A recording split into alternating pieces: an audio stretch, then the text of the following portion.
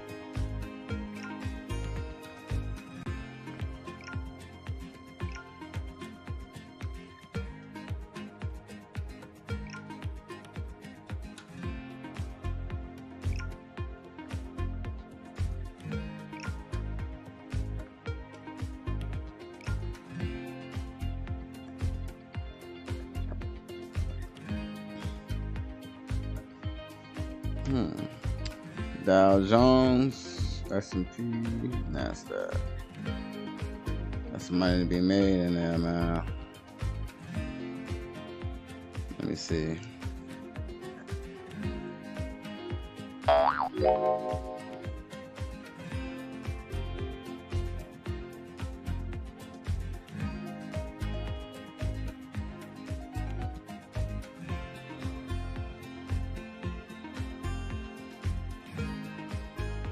Oh, that's on the, I think that might be. Okay, let's see.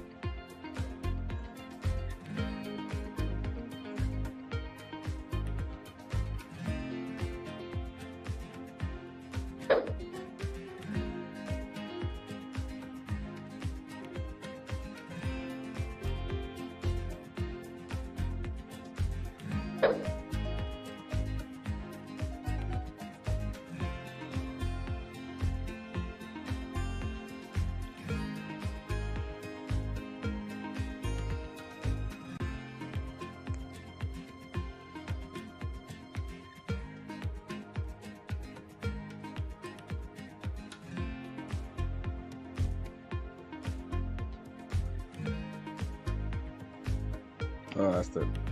See, I'm trying to read the trend line. It looks like a W, but it also looks like an M. I'm gonna go with W since it's going up.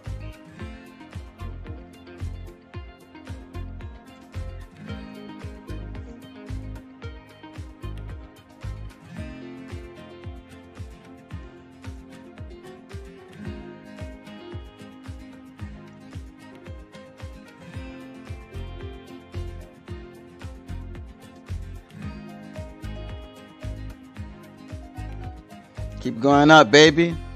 Let's get this money, man. I'm trying to compound my account so I can make bigger trades. I'm also making small trades because the market's so volatile. Well, it's not as volatile as it was, but I know the past couple of days it was more volatile than normal, at least. I might start hopping in some Dow Jones and S&P trades later today if y'all want to see that.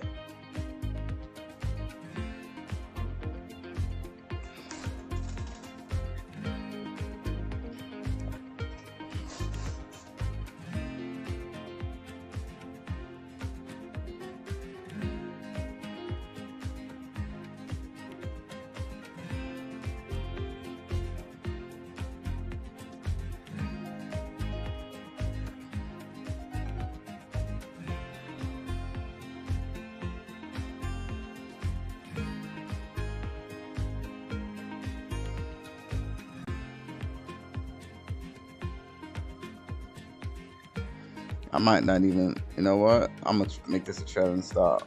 Let's see what we got. It looks like it's trying to move, though. Let me let it come up a little bit more. Right here, it's going to struggle, I think. It's going to struggle right here. And once that happens, I'm going to put a trailing stop loss right there.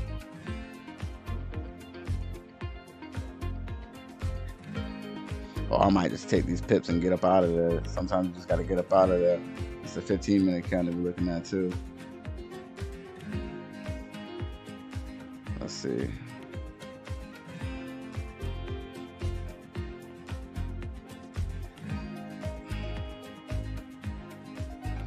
The 30-minute candle looks more exciting.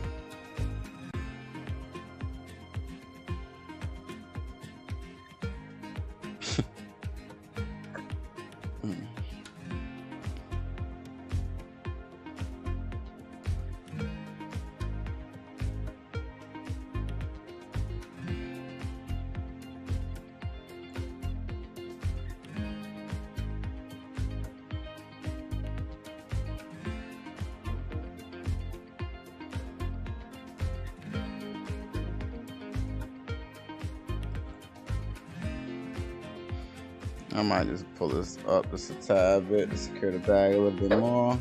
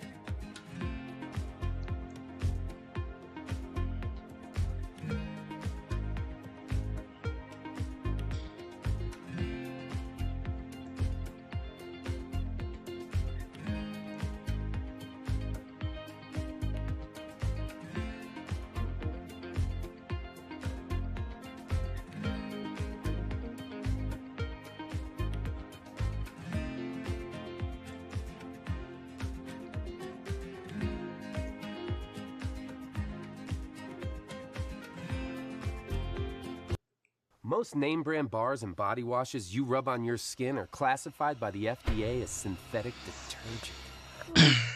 It's not even real soap. Stop marinating your man meat in unholy ingredients that are harmful to your well-being, body, and sperm count. Start treating your body to the natural, nourishing, lathery goodness of Dr. Squatch soap.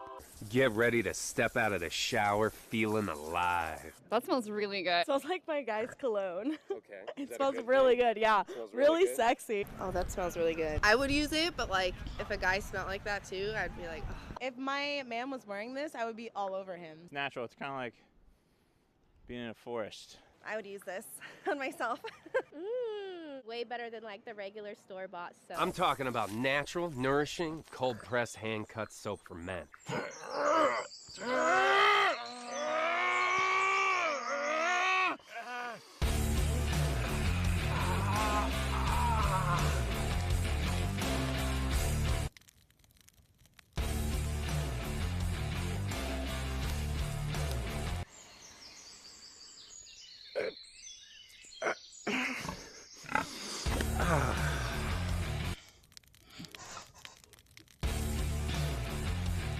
So go to drsquatch.com to feel, smell, and shower like this every day. Our soap is handmade.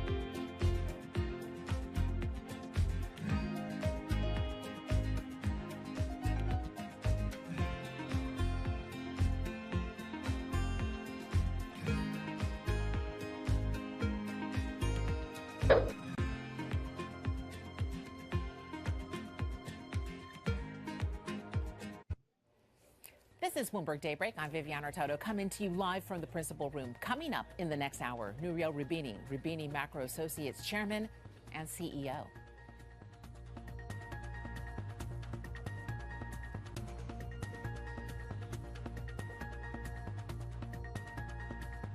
Bottom line, we look at three sectors today that are worth watching. Brooke Sutherland of Bloomberg Opinion joins Mike and I.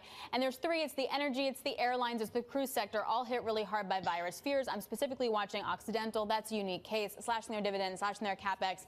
It's honestly just a matter of time until the board has to oust the CEO, I feel. So that's going to be pretty brutal. But that's like a microcosm of what's happening in energy. Right, but the shareholders there were already not happy about that Anadarko purchase, and they didn't even get to vote on that deal. And my colleague Liam Dunning has an excellent column out pointing out the fact that the normal shareholders are now getting a dividend about half that of what's going to Warren Buffett, who, of course, stepped in and provided that financing for the Anadarko deal. So a lot of unhappy investors. Yeah, lots of shares, but nice preferred dividend. I'm looking at the cruise industry. If you want to go somewhere, don't go there. Yeah, don't do that. That seems to be the general advice everybody is giving, and that's really bad for the cruise companies. You look at Carnival, Royal Caribbean, and Norwegian. They're all taking a big hit. Their stocks are down about 60% since all this started back in January. And the question is, what happens? Goldman Sachs says that they're going to lose earnings about 50% of their earnings this year. And so there's no help for the stocks. The president said he was working on help for the cruise industry, but of course, like everything else, as David Weston said, there are no plans. Now, what they could perhaps do is some sort of fiscal lending program to companies that are industries that are in trouble, and you'd be looking at people like the cruise industry, like the hotel industry. Like energy, at least that's being pushed too. Yeah, and so the question is, how far is Congress willing to go to help these people out? You are actually still seeing people board cruises, though. I mean, I know that from the Miami port, there are still thousands of people getting on these boats. I don't know if you could pay me enough to do that right now, but you know where people are not necessarily booking is flights. And I'm taking a look at airlines, and we had a number of airlines presenting yesterday at the JP Morgan Industrial Conference. That was moved online because of coronavirus fears, but they were still giving their thoughts over the webcast, and it is pretty dire out there. United, I think I was really just struck by, they laid out their worst case scenario. They're talking about a 70% drop off in revenue in April and May. 60%. Then, even in November and December, seeing sales still down by 20%. They think it takes maybe 18 months for demand to recover. I mean, those are pretty drastic situations. You compare that to 9/11, this would actually be worse than that. So you have airlines really bracing for sort of a end of times type of test. Now, the question, of course, is have they done enough in the intervening periods to make their business more resilient? They say that they have. Their balance sheets are in better shape. They have better practices. We'll find out, I guess. If you were going to bet on an industry to get some sort of fiscal help, it would probably be airlines, because they're so essential to the U.S. economy. And we saw that after 9/11. If people don't go on cruises, it's terrible for the shareholders of these cruise companies and the crew on the ship who don't get paid. But the airline industry shutting down hurts the whole economy. Right, and that's what I'm keeping an eye on, just in terms of the aerospace suppliers and also Boeing and Airbus. Boeing, of course, has had its own fair share of issues with the 737 MAX. That plane, if the timeline currently holds, will be coming back to the market in mid-2020, which is right around when airlines are probably going to least want a bunch of extra new planes. You already have a bunch of them talking about parking aircraft. So what exactly does happen to demand for those planes? And it's interesting, if you look at the comments from airlines and then you look at what's coming out of the aerospace suppliers, there is a disconnect there. So the airlines are being very alarmist, very, concerned about what they're seeing in their business, and they're taking immediate actions in terms of cutting capacity, parking planes, cutting CapEx. We haven't really seen that from the suppliers. Now, part of that is just sort of a timing issue, that it will hit them a little bit later, but I do think that eventually some of those numbers are going to have to come down. If you think about Honeywell, GE, Safran, United Technologies, I think you're going to see some guidance cuts coming through them there. Oh, yeah, and wait till energy. All right, Bloomberg's Brooke Sutherland, thank you very much. Really appreciate it. And Michael McKee, it was a great to have you for the hour. Thank you. I know I'm not like, beach in Florida, but thank you for joining me. Yeah, well, if you'll send the waiter around, You're like, I'll order the drink with the little umbrella fruit in it. Yeah, the umbrella. Pretty much. All right, some breaking news for you. Rishi Sunak is speaking right now in Parliament. He's announcing an additional fiscal loosening of 18 billion pounds for the UK. So the total fiscal stimulus that they're looking at is 30 billion pounds. They will be restating their estimates with projections for 2019 as well. So there you go, $30 billion of extra fiscal stimulus. It's a total 30 billion pounds, 30 billion pounds of fiscal stimulus coming from the UK. Also downgrading productivity over their period as well. And looking at the cable rate, pretty much doing nothing, 129, sticking flat. Coming up, S&P futures sinking after U.S. equities yesterday did see their best day since 2018. The index could see support around 2,800. We'll break that down for you, and technically speaking. This is Bloomberg.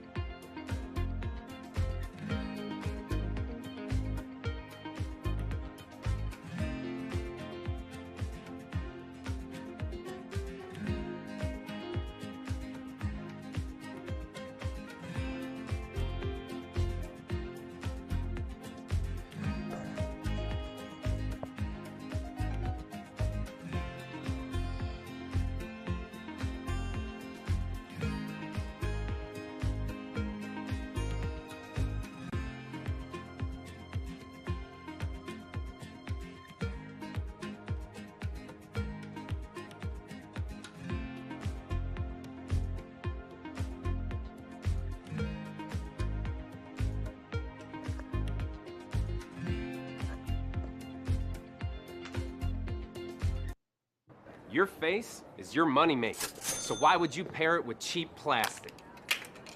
And why does some plastic cost $500?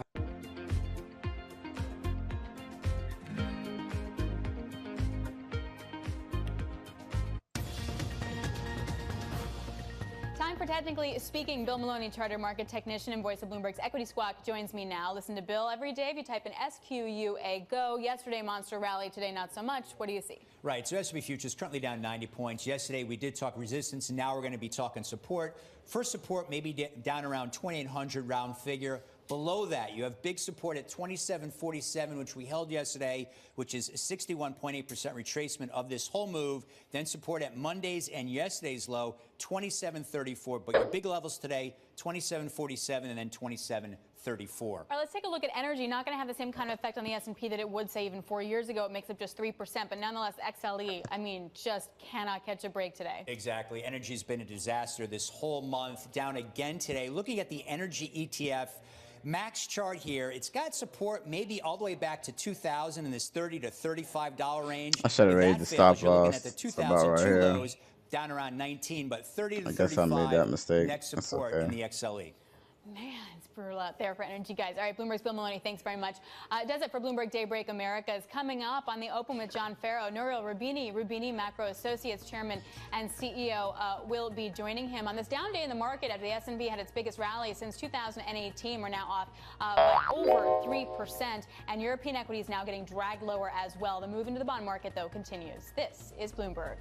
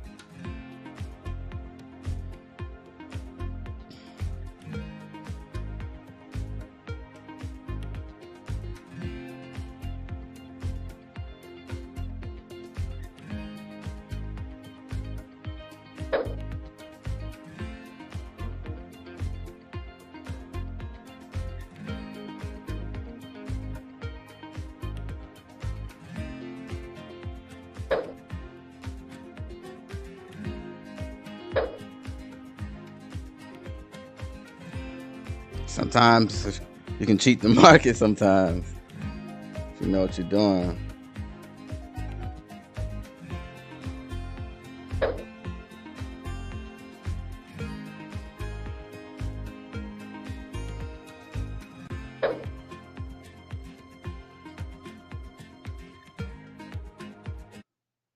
From New York City for our audience worldwide, I'm Jonathan Ferro. The countdown to the open starts right now.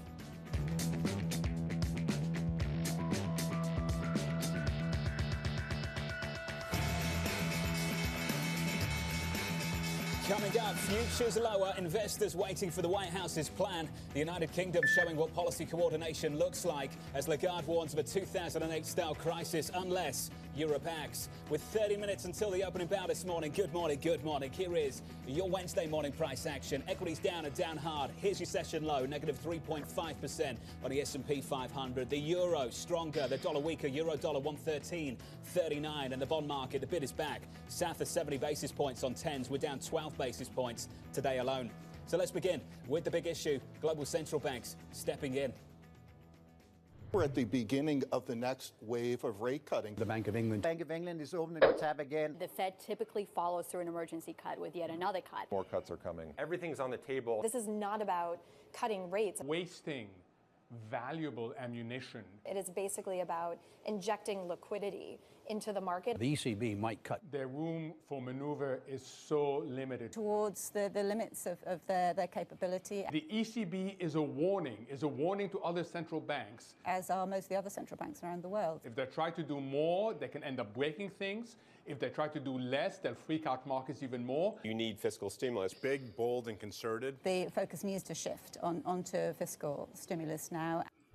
So the key question, can we build a bridge to the middle of the year? Joining me around the table, Vishy Tirupattur of Morgan Stanley, Barry Knapp of Ironside's Macroeconomic Partners, and Tony Dwyer of Canaccord Genuity. Tony, let's begin with you. It's been a huge frustration of mine over the last 6 weeks or so.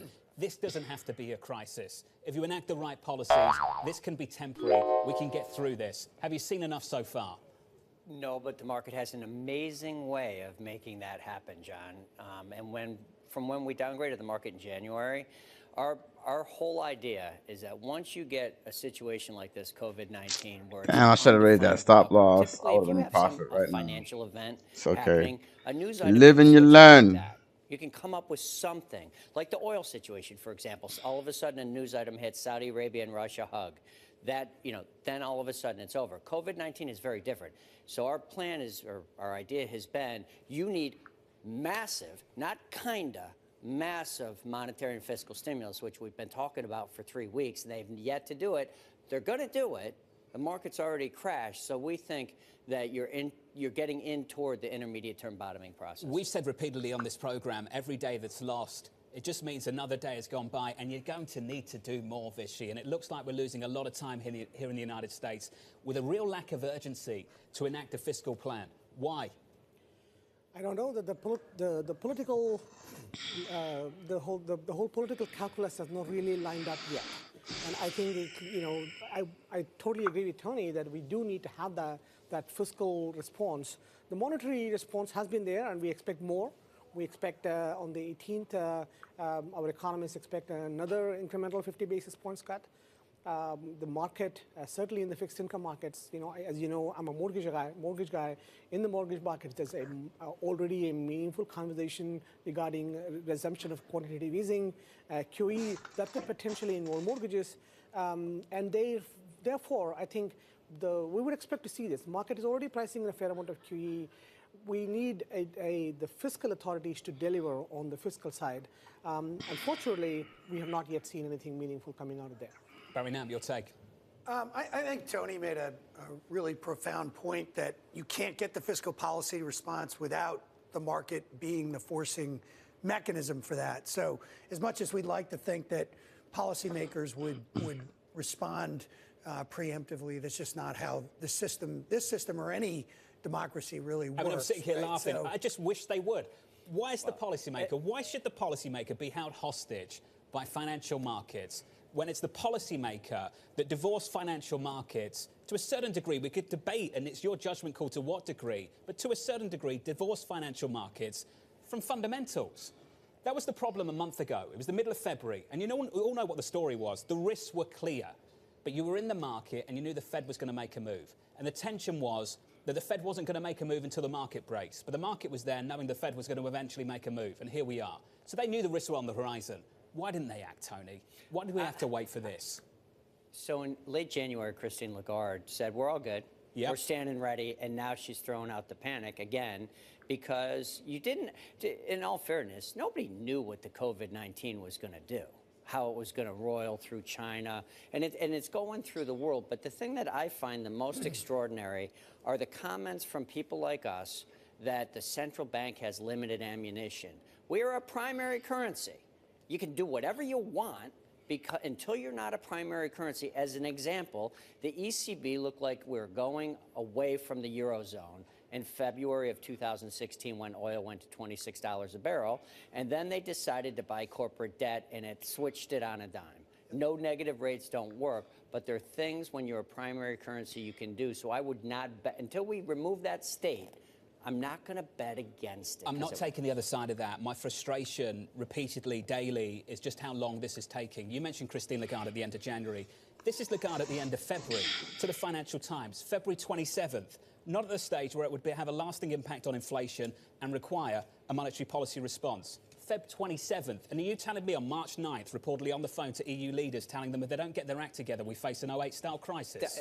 I'm sorry, Barry, that's what I was referring to, was the February, not January. Yeah, but isn't that ridiculous? A 2-week gap between we don't need to act and an 08-style crisis if we don't? I mean, come on, you're in the market right now. That sounds absolutely ridiculous, and I think we should sit here and call it what it is. Well, from the central banker perspective, I think it's important to think about the stages of this crisis, right? So I would argue that the first week and a half was all about supply chain disruptions. My argument at the time was this was unlikely to be worse than the Great East Japan earthquake and tsunami and then Thai floods that happened after that. I think the market got comfortable with that. In fact, China stabilized and we moved on. The next stage of the crisis was, oh no, we might have a consumption implosion. So we moved from the supply side to the demand side. Then the market seems to have become comfortable with that. Look at the consumer discretionary sector's behavior, for example. We're now into the unwind. What I wrote this week was getting your hand slapped while you reach for yield, right? When you do things like quantitative easing programs, large-scale asset purchases, not QE4, and you create this just insatiable reach for yield. This was the year when triple Cs were going to get slammed. They didn't. They ripped tighter. And then you get to this stage of the crisis, and you're just unwinding that. Credit blows out, right? And so now the problem for the central bankers is that they created these overvalued assets that are now getting unwound. Yeah. So it's a really complicated situation, which basically brings you back to the fiscal impulse where you can say, all right, listen, we can provide some comfort around the fundamental piece of that demand shock if we behave appropriately. I think the point Tony's making is an important one. Maybe still too early to bet against the policymaker, and certainly in the UK, that's the story. From London, I'm pleased to say, good friend, colleague, Bloomberg's Guy Johnson joining us now. Guy, I've got to say it, I've been critical of the Bank of England and the Treasury many, many times, but this is what policy coordination looks like. Absolutely, John. The 1-2 coming today out of the UK authorities. First of all, it was the 50 basis point cut from the Bank of England, delivered by Mark Carney, but with his replacement, Mr. Bailey, sitting next to him, and Mr. Bailey suggesting that maybe there is still more room for manoeuvre, despite the fact we're probably down at the levels now where the Bank of England is unlikely to cut rates significantly lower. There is more ammunition sitting on the sidelines if that needs to be deployed. And right now we have Rishi Sunak, the new Chancellor of the Exchequer. He is on his feet. He is delivering the budget, the second part of this 1-2. We have seen 30 billion of additional stimulus being applied to the UK economy. Both the Bank of England and the Treasury basically targeting small and medium-sized companies, those companies that are struggling with the demand and the supply shocks that we're seeing as a result of COVID-19. That seems to be the sort of angle of attack right now. 50 basis points from the Bank of England. Is there more to come? We'll wait and find out. The Treasury delivering 30 billion in additional stimulus. Is there more still to come? We will have to wait and see. Some in the market, John, already suggesting that maybe the Treasury in particular has gone too far too fast. But shock and awe is what the market has been looking for. I guess this is what coordinated shock and awe absolutely looks like. John. Guy, I'd much rather they did more than not do enough, and that's the story this morning for me in the United Kingdom. Guy, just help me with one thing. How much of what we're seeing from the UK is an example of policymakers getting their act together, and how much of it is just unique to the British system that is enabled to do these things so quickly? I think there probably is some aspect of this which is unique to the British system, but nevertheless, I think the timing is significant. We do have an independent central bank in the United Kingdom. The Treasury used to be able to stand up on days like today. The Chancellor used to be able to stand up and announce an interest rate cut. Those days are long gone. But nevertheless, there is coordination here. It is probably more difficult elsewhere. It's certainly more difficult over on the continent. We probably have a much more difficult job for the ECB's Christine Lagarde to do in terms of bringing everybody together. But the United States, in theory, again, has the two arms of government sitting theoretically side by side in Washington, you would have thought at some point maybe you do get coordinated action. Maybe bridges have been burnt a little too much there, John. When we need to build them, and quickly. Guy, great to catch up with you. Awesome work. I know you're going to be going through all of this on the programme in around about 15 minutes' time alongside Vonnie Quinn. Joining us now, I'm pleased to say, is Michael McKee, Bloomberg International Economics and Policy Correspondent. Mike, the Bank of England down, many more central banks still to come. A lot of central banks have already taken action. You can argue about whether they've done enough and whether they'll come back to the table. But if you take a look at a map of the world and show the central banks who have acted, it is pretty impressive. Not coordinated, but correlated global easing.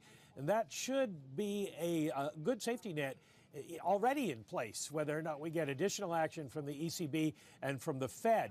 There are a number of central banks, as you mentioned, who are coming to the table, including Christine Lagarde and her friends at the European Central Bank tomorrow. Interestingly enough, a number of them will not be at the meeting. They're going to participate by teleconference because they don't want to travel or they feel like they need to stay home in their country, particularly the Italian central banker. But the ECB is expected to deliver something tomorrow. The Fed is expected to deliver next week. And then you have a whole host of other countries. The Swiss probably going to cut. Their problem in Switzerland is obviously the bleed over from the euro. And so they have a unique situation. But you look at Brazil coming up, Indonesia, the Philippines, Taiwan. They're all dealing with the fallout from China. And the Russians, a lot of people wondering what's going to happen there. The Russians really downplaying the idea of a coronavirus as a problem for them, but they are in this oil war now with Saudi Arabia. So we stand by, John, to see if any fiscal help comes through. The Germans are talking about some. The U.S. is talking about some, but just talking at this point, as Guy pointed out. We aren't really anywhere in terms of fiscal help, and that would be a big boost to the markets probably if we could get something announced in the U.S. Instead, we wait and see what happens with the central banks. Take a look at the expectations for the next meetings of the ECB and the Fed. You can see that the Fed's come off a little bit. People expect them to move, but the idea isn't as important since they've cut once, and the markets are really looking for fiscal stimulus, but the ECB, they have less room to go, so the line doesn't go down as far, but the direction is towards a rate cut. Michael McKee, great work. As always, we wait and we wait. We'll talk about the White House response to this in just a moment. In the meantime, strategists downgrading their outlook for earnings, for growth as well, including Bank of America saying the following. We expect the number of COVID-19 cases to continue to climb outside China, triggering escalating quarantine efforts. Risks remain very much to the downside. In our moderate recession scenario, growth is just 1.4% globally. Your base case, Vishy, anywhere near 1.4% for the global economy? Our base case is not 1.4%. Our base case definitely is a slowdown. First half of the year, 2.3, 2.4%, which is below the IMF's cutoff of 2.5%. Just mind you that the IMF calculates it based on a 4-quarter average, but we're expecting that for a 2-quarter average of below what would be the threshold for a recession for the global economy. Not as unless the containment strategy doesn't work, and we continue to see this escalation of the virus going well into the third quarter, then we would see numbers getting closer to to what you just read. But that is not our base case. Does your base case justify 70 basis points on 10s, 120 on 30s? I don't think it's a matter of justification on valuation terms at this point. This is not a valuation argument, and I think this is what was needed is a monetary policy response that was needed, and the market continues to clamor for it unless there is some other response, a fiscal response equivalently come through. I think what the rates market is telling you today is that it doesn't believe that there will be a substantial amount of fiscal response coming through. If you see that, the rates would be much higher, but they are not. But that's what the rates market is telling you now. Final word, Barry. No, I think that's absolutely right. I mean, the U.S. Dollar has become the sole supplier of global safe haven assets. Last summer, when global manufacturing and trade was in recession, that was what really explained the inversion. So we're back in that same scenario. If there's going to be a fiscal impulse, then it will change. To me, if I look at any place in the world as a real beacon, it would be whether Germany's willing to do corporate tax reform. We've talked about this one before. the world needs to realize deglobalization is a secular trend, and Germany is organized as a mercantilist, export-dependent economy. I think they'll be the first mover, just like they were a mover in the early 2000s. If they move, to me, that would be a real sign that we've reached an inflection point. I think we need a break around this table. The guys will be sticking with us. Coming up on the program, investors waiting for the White House's stimulus plan as Joe Biden takes command of the race for the Democratic ticket. That conversation is next, and later, an interview with Nouriel Roubini, Chairman and CEO. What the past informs me of is that sentiment can shift radically. Liquidity can be abundant 1 minute and zero the next, and you have to allow for that. Before investing, consider the fund's investment objectives, risks, charges, and expenses. To obtain a prospectus, which contains this and other information, call 1-866-787-2257 or visit www.spdrs.com. Read it carefully.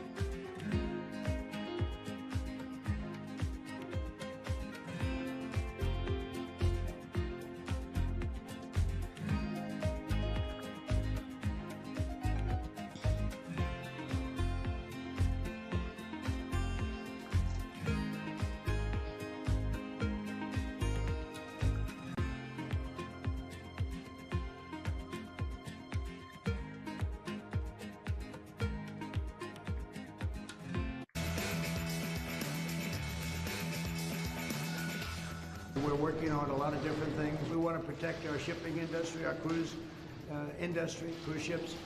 We want to protect our airline industry, very important. The consumer is ready. The consumer is so powerful in our country with what we've done with tax cuts and regulation cuts and all of those things. The consumer has never been in a better position than they are right now. President Donald Trump there touting the strength of the U.S. consumer as markets await the details of his, quote, major economic stimulus package to combat the coronavirus. Kevin Cirilli joins us now, Bloomberg chief Washington correspondent, joining us from the White House with the latest. Kevin, let's get straight into it. Where's the plan?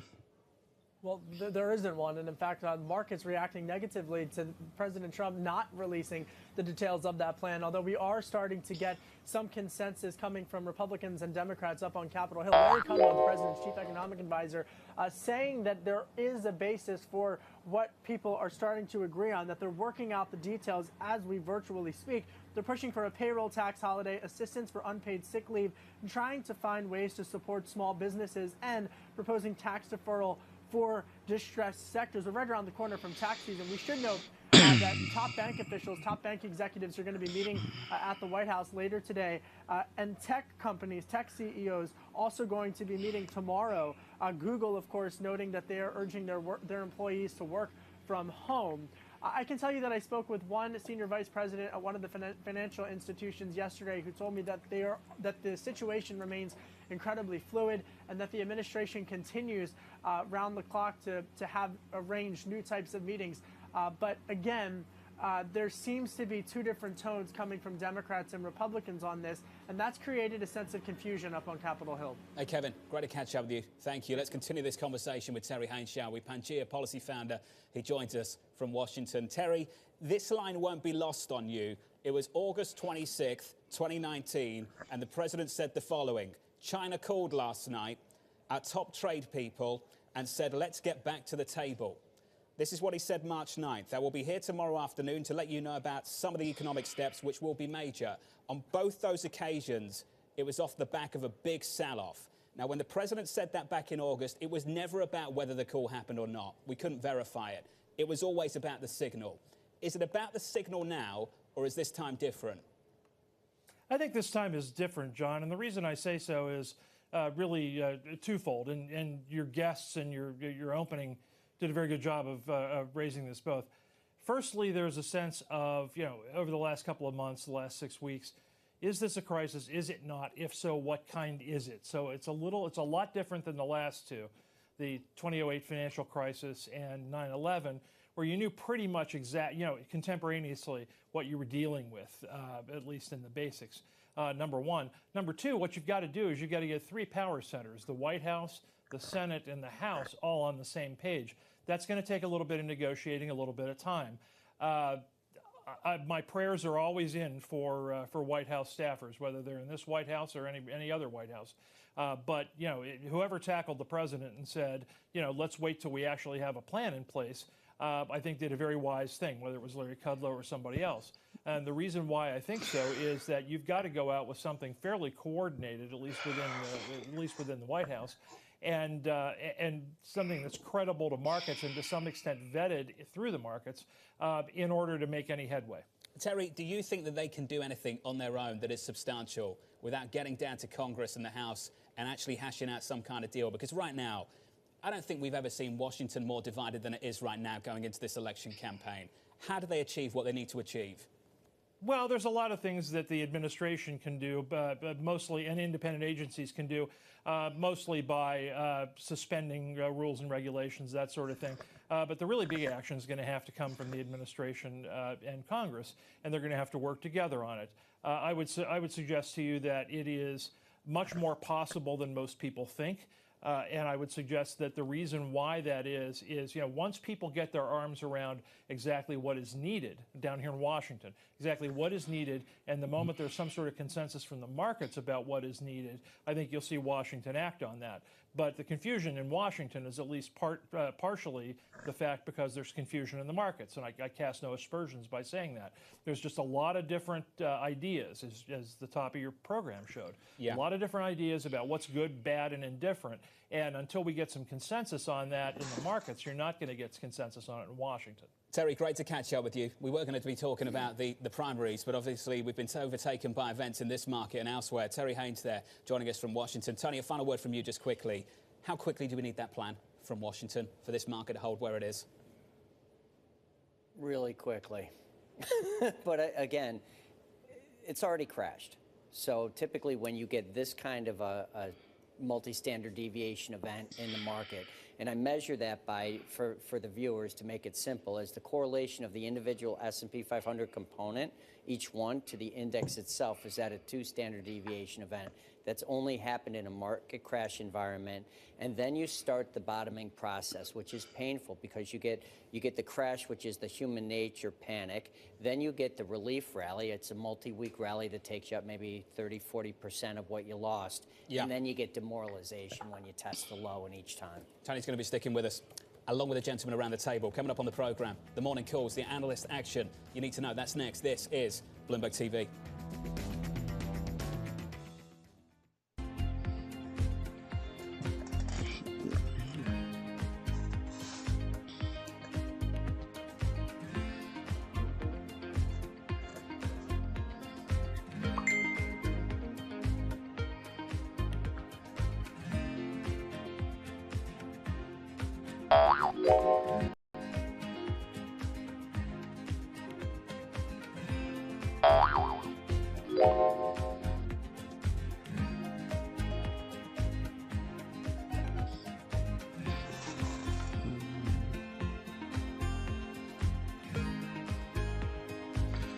What's up, Norman? Had the fires? Nah, it didn't. Not really. I still play Dota. Well, if anything, it affected the players I get when I'm playing Dota. I get more noobs.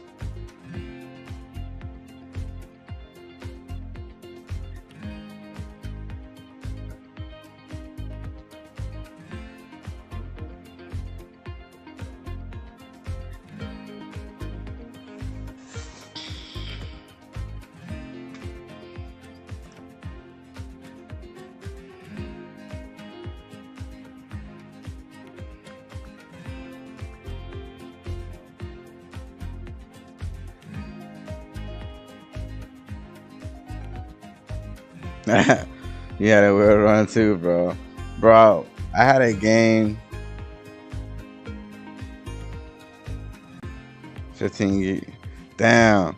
Yo, I had a game where I had a Mars that had a Dragonlance and a Kayak.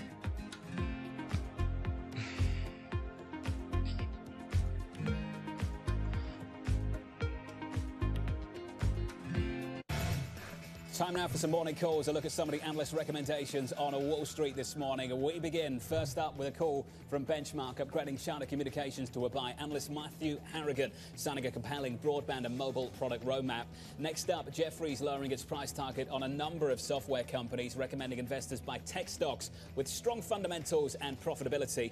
And finally, Evercore downgrading American Airlines to underperform. The analysts seeing declines in demand and remaining questions surrounding the impact from the coronavirus. It has been brutal for the airline stocks in America and beyond. They're three of the calls from the street. Up next, the opening bell. Equity futures off the lows, still down 2.48% on the S&P 500.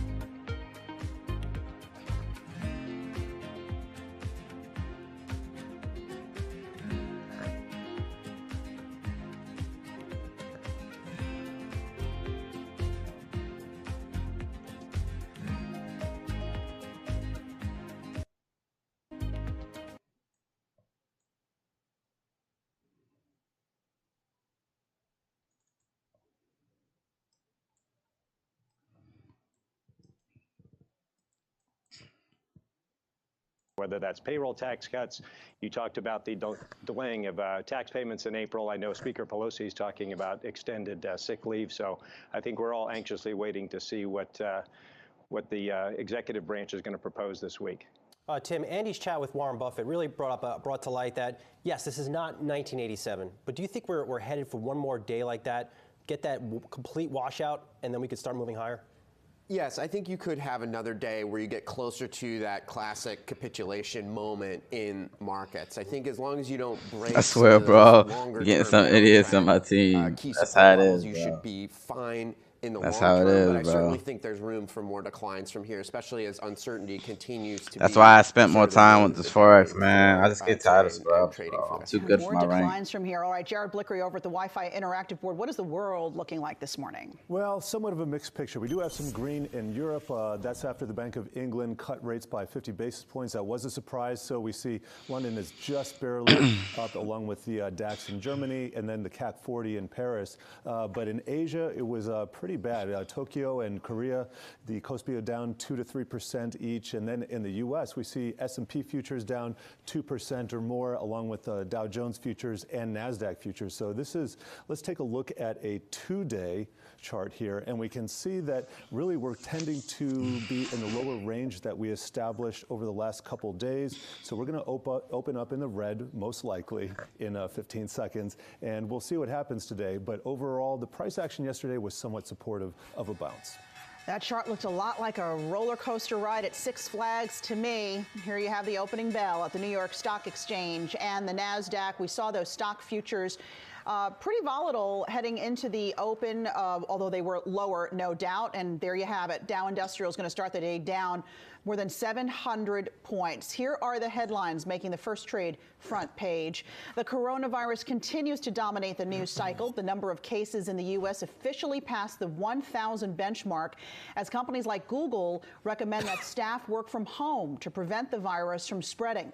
And the IRS may extend the tax payment deadline beyond April 15th. That's according to several reports. The idea here is to help taxpayers figure out their financial situation if their jobs are impacted by COVID-19. Plus, a British MP has tested positive for coronavirus. Nadine Dorries, who is Boris Johnson's health minister, is currently in self-isolation. Health officials My man, be careful of corona. Don't go out.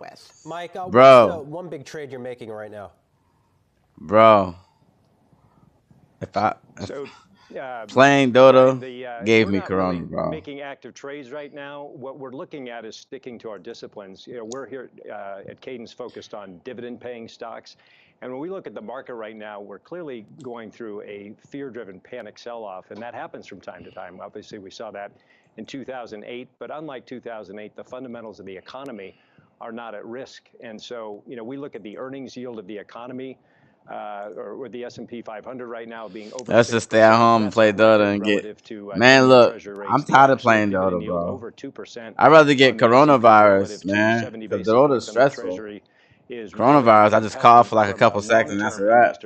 So our message I just need some ginger ale and I'm all right. Dividend yield paying companies in the U.S. obviously have to be financially sound to make those dividend payments. So sectors like energy are obviously being scrutinized, whether they can be sustainable on their dividend investments. But we think staying the course right now and not panicking is the messaging that we're talking to our investors about. Yeah, speaking of dividends, Occidental Petroleum slashing its dividend, I think for the first time in decades yesterday because of the slide we're seeing in oil prices. So yes, while dividends, betting on those dividend companies could be a good bet, you have to make sure they can still pay the dividend. Andy, speaking of Occidental Petroleum, I guess it's a nice bounce up too. Has a stake in that company as well. I know you got to sit down with Warren Buffett himself yesterday about all of this market chaos. What did he have to say? Yeah, and then first just to your Occidental Petroleum investment point about Berkshire Hathaway, they own $10 billion of preferred stock.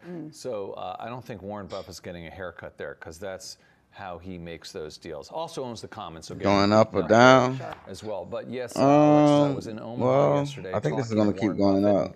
Asking him sort of to compare the current maelstrom with historical ones. And here's what he had to say about that. I should have got in right here. I wasn't sure. I was hesitant. And it's the day after the stock market crashed. The Dow was down over 2,000 points.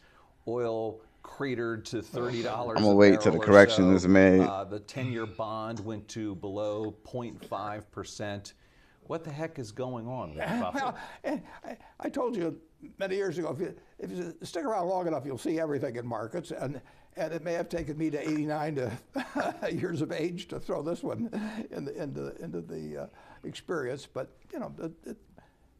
markets, if you have to be open second by second, they react to news in a big time way. I mean, it's not like the market for real estate or farms or things of that sort. So you have to have a price, assuming, of course, we hit the circuit breaker yesterday. But it still was. It wasn't October 19th, 1987, but it was an imitation anyway. And the combination actually of the coronavirus and what happened with oil over the weekend. I mean, that's a big 1-2 punch. Sort of speaking to what Tim was talking about, capitulation, and unfortunately, or maybe fortunately, depending on how you look at it, we are far away from what happened in 1987 or 2008. 2008, the market dropped overall 50%, and then you got 30% in 1987, and we're not even down 20% yet. So, you hate to say that you want the market to go down more to make everyone feel better. And really, again, this is sort of a sideshow to the real situation at hand, which is to say a major health crisis in the world. So try to keep everything in perspective, not only in terms of investing in the markets, but also in terms of everyone's health and safety as well. Yeah, which is why this is so different, I think, from Yes. anything any of us who've covered the markets for years have dealt with. And so you talk about 1987, 2008, you should also throw in 9/11. Absolutely. Because then you had a big market shock plus a safety issue as well. Because it wasn't just the attacks, but then there fear of other attacks, the anthrax attacks. There's a lot of fear going on in terms of the United States and globally as well. Of course, that was also a very, very unique situation. Yes, it was. They're all different, but they're all kind of the same. I want to bounce off what we were all talking about, oil prices. I mean, they're sort of in this range of between 30 and 33 a barrel. Isn't that good news, though, for the consumer? Should we be seeing that sort of as a silver lining if this economy is to go into even a mild recession? It's an interesting point as you're thinking about what low oil prices has typically done for the consumer, which is supercharged spending. In this case, though, because we've also got this concurrent demand shock, that low oil price might not be the catalyst that we had hoped for, what normally we'd expect to see. Mike, if you are bullish a little bit longer term, and it sounds as though you are, lower oil prices have to be good for the consumer and probably a lot of consumer companies. That's right. I think Tim makes a good point. When we have this demand shock in the short run, there may not be that transmission mechanism for consumers, spending more today. But you saw airline companies fall dramatically this week, given the cancellation of schedules and drop in demand. But cost of goods sold, oil is one of the major components there. So we think there's definitely some positives to the drop in oil prices, both to the consumer as well as companies, where those are major input costs that will help us rebound further into the year. And I think the fact that we started this near-term panic in a much stronger economic position, you look at the jobs numbers, you look at home sales, mortgage refinancings, I think all of those help to support, once we clear this uncertainty with the health crisis that we're seeing, the market and the economy bouncing back from this shock. Mike, you briefly mentioned the word panic. Do you think we are right now in a market panic still? I think given the free fall that we've seen in prices, I would define it as a panic. I think, technicians could probably better tell you where we're going to be a week or a month from now in terms of prices, and we're likely to go lower before we start going higher again. But, I would look at the economy today through our lens and say we end up reaching the highs we were at the market and end up higher by the end of the year. I just think the near-term next few months are going to take a while to pan out. I know, hard to see that, right, through the forest right now, ending the year higher. Jared Blickery, I want you to take a deeper dive into the NASDAQ, which is off more than 2% right now. Yeah, and we're seeing a lot of the big names are dragging it down. So Apple's down 2.5%, Microsoft nearly 3%, Facebook at 2%, Alphabet and Amazon just under 2%. If we sort by performance here, we can see Gilead, Regeneron, those are two names that have perennially, well, at least for the last month, they've been in the green since this coronavirus escalated. Then Western Digital is the biggest loser to the downside, down nearly 5%. Expedia, the airlines, American. And if we look at a 1 month performance ranking here, and we can see the same story. Regeneron up 22%, Gilead up 9%. And the bath that the airlines have taken is absolutely stunning. American down 45%, United down 37%, Hasbro 35%. It just goes on and on. Like I said earlier, hopefully China has turned the corner. It looks like supply chains are reopening there, but we probably have a few weeks before we get to that place in the U.S. And, I think all of us probably are having friends asking us, is this the time to buy stocks? Yes. And, I'm saying, yes or I don't know. But I told people, I think, you'll be in great shape 5 or 10 years from now. I mean, it sounds flip, but it's really true. If you look at history, right. That's the way it goes. But don't expect, to time the exact day of the bottom. No. Could go down a lot from here. Asking for trouble, we have no idea. I'm telling everyone, I do not pick stocks. I know my brother has been trading biotech stocks like crazy, but no, I don't pick stocks. Yeah. Leave it there. We've got some news out on oil. OPEC cutting its 2020 oil demand growth forecast by 920,000 barrels a day, of course, reflecting expectations for slower economic growth and lower demand because of COVID-19. And Tim, I want to ask you about oil and banks, because some of the banks, the big banks, JP Morgan, B of A, have exposure to these energy companies that are holding on to a lot of debt. What happens when these smaller and mid-sized energy producers start to default? What happens to these banks, and what are you doing with bank stocks, if anything, right now? Yeah, I think this is part of that double whammy shock that we're seeing right now for financials, where I think they're strong enough to withstand it, but you've got both a potential spike in non-performing loans or defaults coming from the energy sector, which has been, still around 12% of the high yield market overall, while you've also got rates lower and lower, much harder to make money on that traditional lending business. So I think you're getting squeezed on both sides there for financials, and that's going to be a challenge looking into the rest of the year. Would you touch bank stocks right now? I think so, in the sense that they're going to be values. You've already seen a lot of bank stocks get beaten up. And generally, we still think the banking system is healthy, right? Tier 1 capital ratios, all those important metrics still look fine. So unlike, let's say, 2008, we don't see this morphing into a financial crisis yet. We'd love to get both of your thoughts. Tim, let me start with you here. Joe Biden looks like he's getting ready to wrap up the nomination to go against President Trump. Is Joe Biden good for the markets? Well, I think relative to the comparisons like we've seen with some of the other candidates in the Democratic field, I think Joe Biden is considered probably one of the more market-friendly Democrats that could have emerged from this primary process. But I think it remains to be seen sort of how the cabinet, how the policy proposals will shape up in the general election to really get a better comparison between, let's say, the potential and likely nominee Joe Biden and President Trump. Mike, over to you. Yeah, I would agree with what Tim said. I think that Joe Biden is clearly more tax-friendly than Bernie Sanders would be for the market. But I think before we say it's close to being wrapped up, we could be one big debate away from that changing and a major gaffe or something. So I think it remains to be seen going into the convention who's going to be the ultimate nominee. You might have said just a few weeks ago, Andy, that what was going to define the Trump administration and the Trump time in White House was the trade war with China. Do you think that his legacy is going to be how he dealt with or deals with COVID-19? It's funny you said that, because I had this conversation with Warren Buffett yesterday, and this is going to be shocking. China never came up. Really? We never even talked about it, because we were talking about oil, we were talking about interest rates, we were talking about the coronavirus, we were talking about airlines, we were talking about banks. And so, the focus has definitely shifted. I mean, maybe it was a mistake I didn't ask him about China, but definitely it's not front and center the way it was, as you said, a couple months ago or even weeks ago. I think it will come back, obviously, and of course it's going to be tremendously important for the rest of our lives and beyond that even. But, it remains to be seen whether the response to the coronavirus is the defining moment. But remember, what comes most recently towards the election, towards the end, is sort of by definition top of mind. Right, what is going to be what people are thinking about when they go into that voting booth. Tim, what's the read-through here, though? Yes, Biden would be better than, let's say, Bernie Sanders, but will corporate profits be as robust as they have been under, let's say, a President Joe Biden?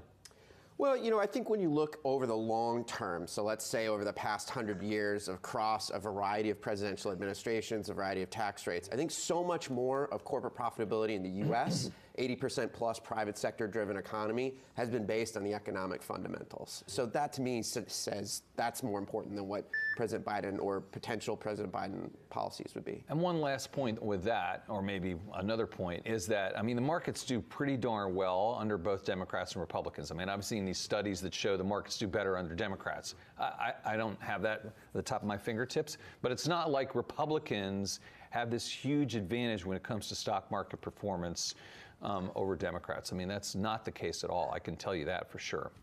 Well said. Let's leave it there, folks. Mike Skillman, Tim Horsberg, Andy Sorger, Jared Blickery, thank you so much. Our Inez Ferre is standing by at the New York Stock Exchange now. Inez, looking pretty ugly so far. So far, Brian, we're looking at the major averages that are down about 2.5%, with energy being the sector that's leading to the downside.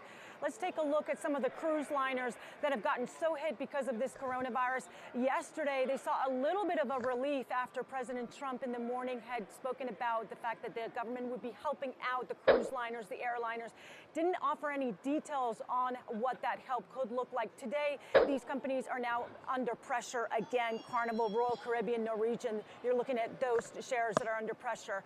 And also talking about the auto companies and the pressure that they are feeling. There's some concern about the supply chain that was temporarily disrupted in China, because that's where many of the auto parts have come from. Now those factories are open again. However, they aren't in full capacity. So there's a concern there about that, what that will do with the auto parts and the disruption, the temporary disruption there. And also noting that the New York International Auto Show has now been postponed. Has been postponed to late August. It was supposed to to be in April. And this is important because this is where the automakers debut their new products. So they will have to find other ways to unveil their vehicles. Brian, Alexis? Each day we're hearing about more events either being canceled or postponed. And as thanks for the update, big tech is making some big moves to keep its workforce safe. Google has now recommended that almost its entire North American workforce stay home through early April. That is some 100,000 people. Our tech editor, Dan Howley, has been watching this. And Dan, I'd have to imagine Google is just one of the many tech companies that are recommending this to their workforce. Yeah, this is the largest by far, obviously. Google, they have their headquarters out in California, Mountain View, but now they also have large outposts in New York and other cities as well. So we're starting to see them pull in and say, look, everybody that can work from home, work from home. That's what we're recommending. It's not mandatory yet or anything along those lines. But this is something that we're seeing other tech companies do.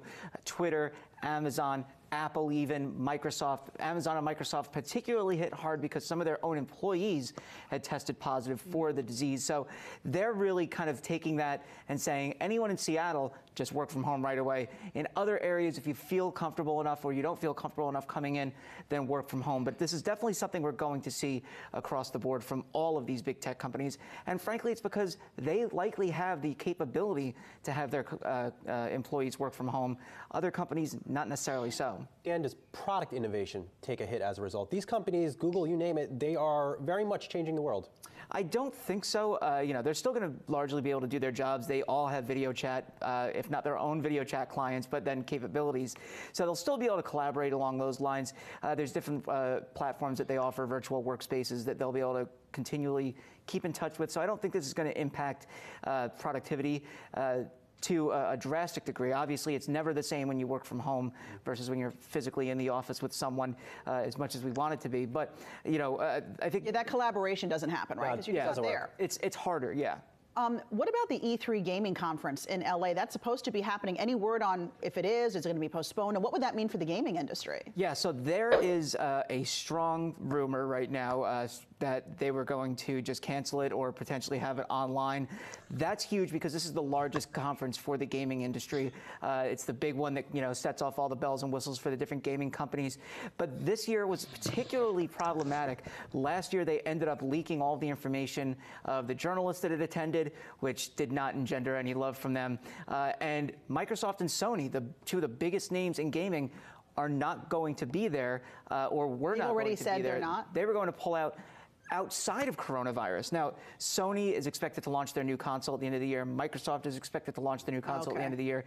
You would think then that they would have a foot in the door at E3. That's where they've previously launched these things, but they've decided that it's not worth it. They want to have their own kind of event, and that may be what we start to see throughout the industry Because they can control it if it's their own event, Nintendo left a long time ago, so they have their own kind of thing on the sidelines. It's not through the ESA or through the traditional E3. So, I don't think this bodes well for the show going forward. Does it hurt holiday sales? This is where they highlight their best consoles, their best games, and it's all about the holiday season. I don't think it's going to hurt holiday sales. I think they're still going to be, look, a lot of what E3 is now is online.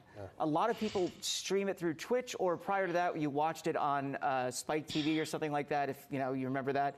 So that's not necessarily an issue for them. They're still going to be able to show off these games, and there's months between now and the holiday shopping season to get hyped on them. Can't get enough Call of Duty. Dan, oh my God, I can't stop playing it. Dan Howley, thanks so much. Coming up here on The First Trade, COVID-19 has the home of the buffet, the Las Vegas Strip, on alert. Learn how things are changing. Your companies to watch are next.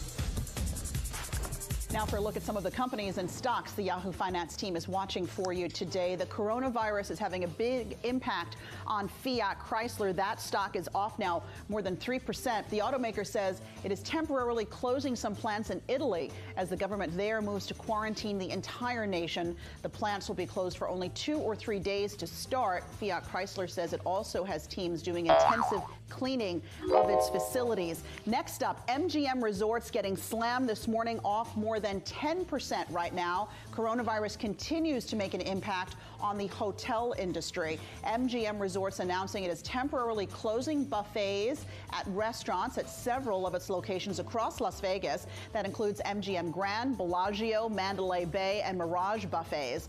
The changes go into effect this Sunday. They will be evaluated on a weekly basis. The total infected in Nevada is up to 4 people as of this week. And lastly, we are watching Disney, which is down more than 4% right now. Tokyo Disneyland is extending its closure.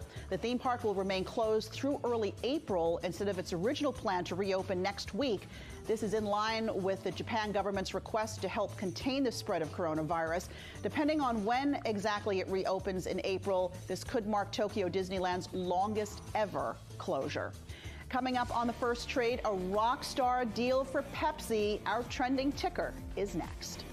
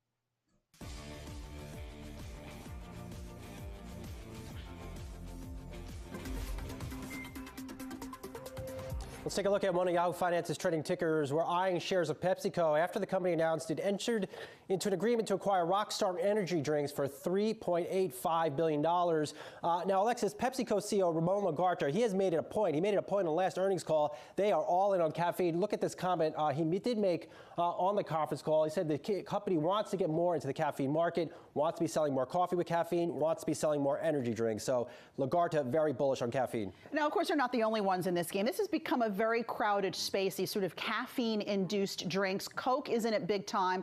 They have Monster. What does this latest deal for PepsiCo mean for Coca-Cola? Well, I think part of this deal is in many respects a response to what Coca-Cola has done. So they have the new energy drink that by early sales looks successful. But I think Coca-Cola now has to figure out what to do with Monster. They took a 16.7% stake in the company in 2014. They need to pull the trigger or just sell it outright. And what about Pepsi's plans for the future in terms of more caffeinated drinks? Well, I know we talked to the CFO not long ago about CBD-infused drinks. He sort of stepped back from that. Well, look at the other move they just did. It was 2.5 months ago about that they finally put caffeine in Gatorade. I have a box of this stuff sitting up on my desk over there. I have to give it a try. It does taste pretty good.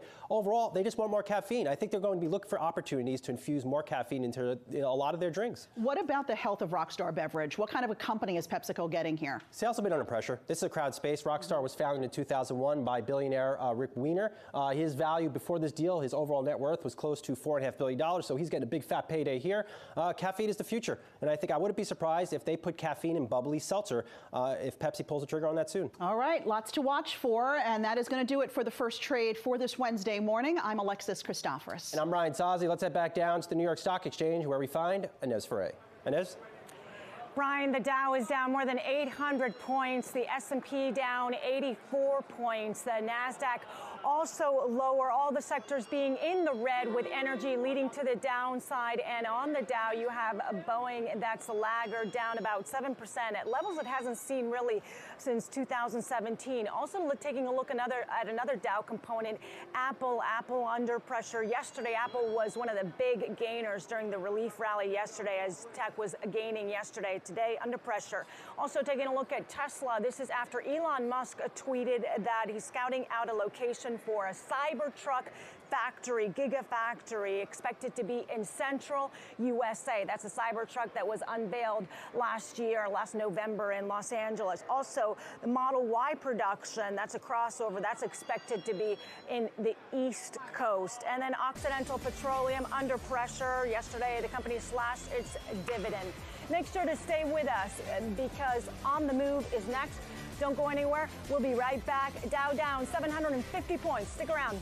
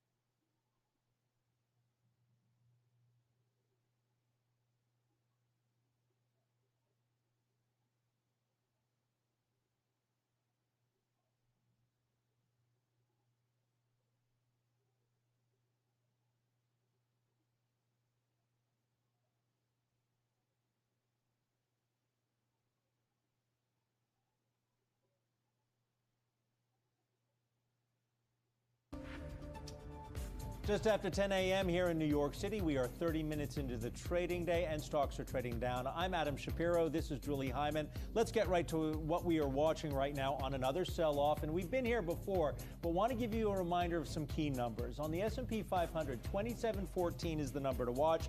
That is when, if we go below, we cross into bear market territory. Exactly. And so we're watching that. We continue to watch what's going on around the globe. If you look at the S&P 500 and look at it over the 2-day, right, or because we have seen obviously these big gyrations in the market yesterday, stocks initially falling, then recovering. So we started the day here before this big drop that we're seeing. We continue to watch the 10-year note as well, because there we're seeing, Adam, a yield of 0.69%. So that has been coming up a little bit, but still at historically low levels. And those low levels with interest rates, you saw the numbers on refinancing, 79% surge in mortgage refinancing, but something a little less sexy about putting money in your pocket and refinancing your mortgage, the airlines. Yesterday we heard from the CEOs. Today the airlines are once again selling off. As you can see, for instance, Delta Airlines, they talked about net bookings being down. The CEO there, Ed Bastian, talking about when we get on the other side of the coronavirus problem, you might see ticket prices declining. But right now, Delta taking a hit, as are all of the airlines, because people just do not want to travel. Yeah, so let's talk more about what's going on around the globe and around markets. Stocks plunging today.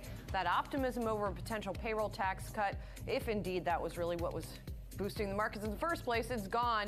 It's a very different story across the pond, however. Markets there are getting a bump after the Bank of England slashed rates. And also we have breaking news coming out of Washington. President Trump has called top U.S. health officials to an emergency meeting at the White House. We've got team coverage to break all of this down. Yahoo Finance's Jessica Smith is in D.C., Inez Ferrer is at the New York Stock Exchange, and Oscar Williams-Groot is in London. Let's start with Jess in D.C. and this meeting that's just been called. Jess? Yeah, we have just learned that President Trump and Vice President Pence have called an emergency meeting with top health officials at the White House. This is cutting a congressional hearing short this morning. We learned about this from Chairwoman Carolyn Maloney. She was leading an oversight hearing asking questions of top NIH and CDC officials about the coronavirus response. She said at the beginning of the hearing that there was this emergency meeting at the White House and the witnesses would have to leave by 11:45. She said she had no further details about the meeting, only that it was urgent. This was not on the president's schedule, but we will be trying to learn more about this. We'll be sure to keep you updated if we do find out more information about what this emergency meeting entails. Let's send it over to Inez Ferrer. Thanks, Jess. We're looking at the Dow that's down about 800 points. The S&P and the NASDAQ also lower. All the sectors right now being in the red, with energy leading to the downside. All Dow components also right now being in the red. Talking to traders here, they're saying that they want to see more clarity on a fiscal stimulus plan. Will there be a payroll tax cut? What would that look like? Would Congress approve that? Also, yesterday, President Trump talked about some relief for the airline industry, also some relief for the cruise liners. What are the details for that? Really, they want to see more details on a fiscal stimulus plan. Also, a meeting in Washington today with Wall Street executives. Any headlines that come out of that, they're saying to expect to see movements if you see some headlines regarding any type of fiscal stimulus. Also, want to see more consistency within these markets, these big gyrations that we've been seeing. Traders here noting that we haven't had two updates in quite a while now. Also, they're saying that we want to just see if we test Monday's lows. If we stay above Monday's lows, they're saying that'll be a good sign. Now let's take it over to Oscar in London. Thanks, Inez. Well, markets have actually had a pretty good morning here in Europe, but are starting to tail off as the futures, as the market opens lower over there in the US. Now, the reason they have been upbeat is because of coordinated action here in the UK to tackle coronavirus. We've begun the morning with the Bank of England announcing a surprise stimulus package. They cut the headline interest rate by 50 basis points from 0.75 to 0.25. Other measures announced include targeted support for small business lending and releasing the counter-cyclical buffers for banks, essentially cash reserves built up to spend in times of crisis. Then, just in the last hour, we had the UK Chancellor delivering the budget. He announced £30 billion worth of fiscal spending to tackle coronavirus, including £5 billion of extra spending for the NHS and $7 billion to support businesses and employees who are affected. Focus now shifts to the European Central Bank. The ECB will tomorrow deliver its latest policy decision. We're expecting a possible cut to interest rates, similar to what we've seen today, and also other policy measures. Christine Lagarde, the president of the ECB, with leaders across the EU last night, and according to Bloomberg, she said she was looking at all policy measures to support the economy. However, she did warn that without coordinated actions and the support of governments, Europe could face a crisis similar to 2008. So the pressure is really on for other lawmakers across Europe to follow the UK's example and announce a lot of fiscal spending to support the monetary policy easing. Yes, a lot of pressure indeed here in the U.S. as well. Thank you, Oscar. Appreciate it. We want to talk more about this news out of Europe and what effect it could have on the global economy. With us now to discuss is Azad Zangana. He is Schroders' senior European economist and strategist. And we also want to introduce our panel for the next 90 minutes.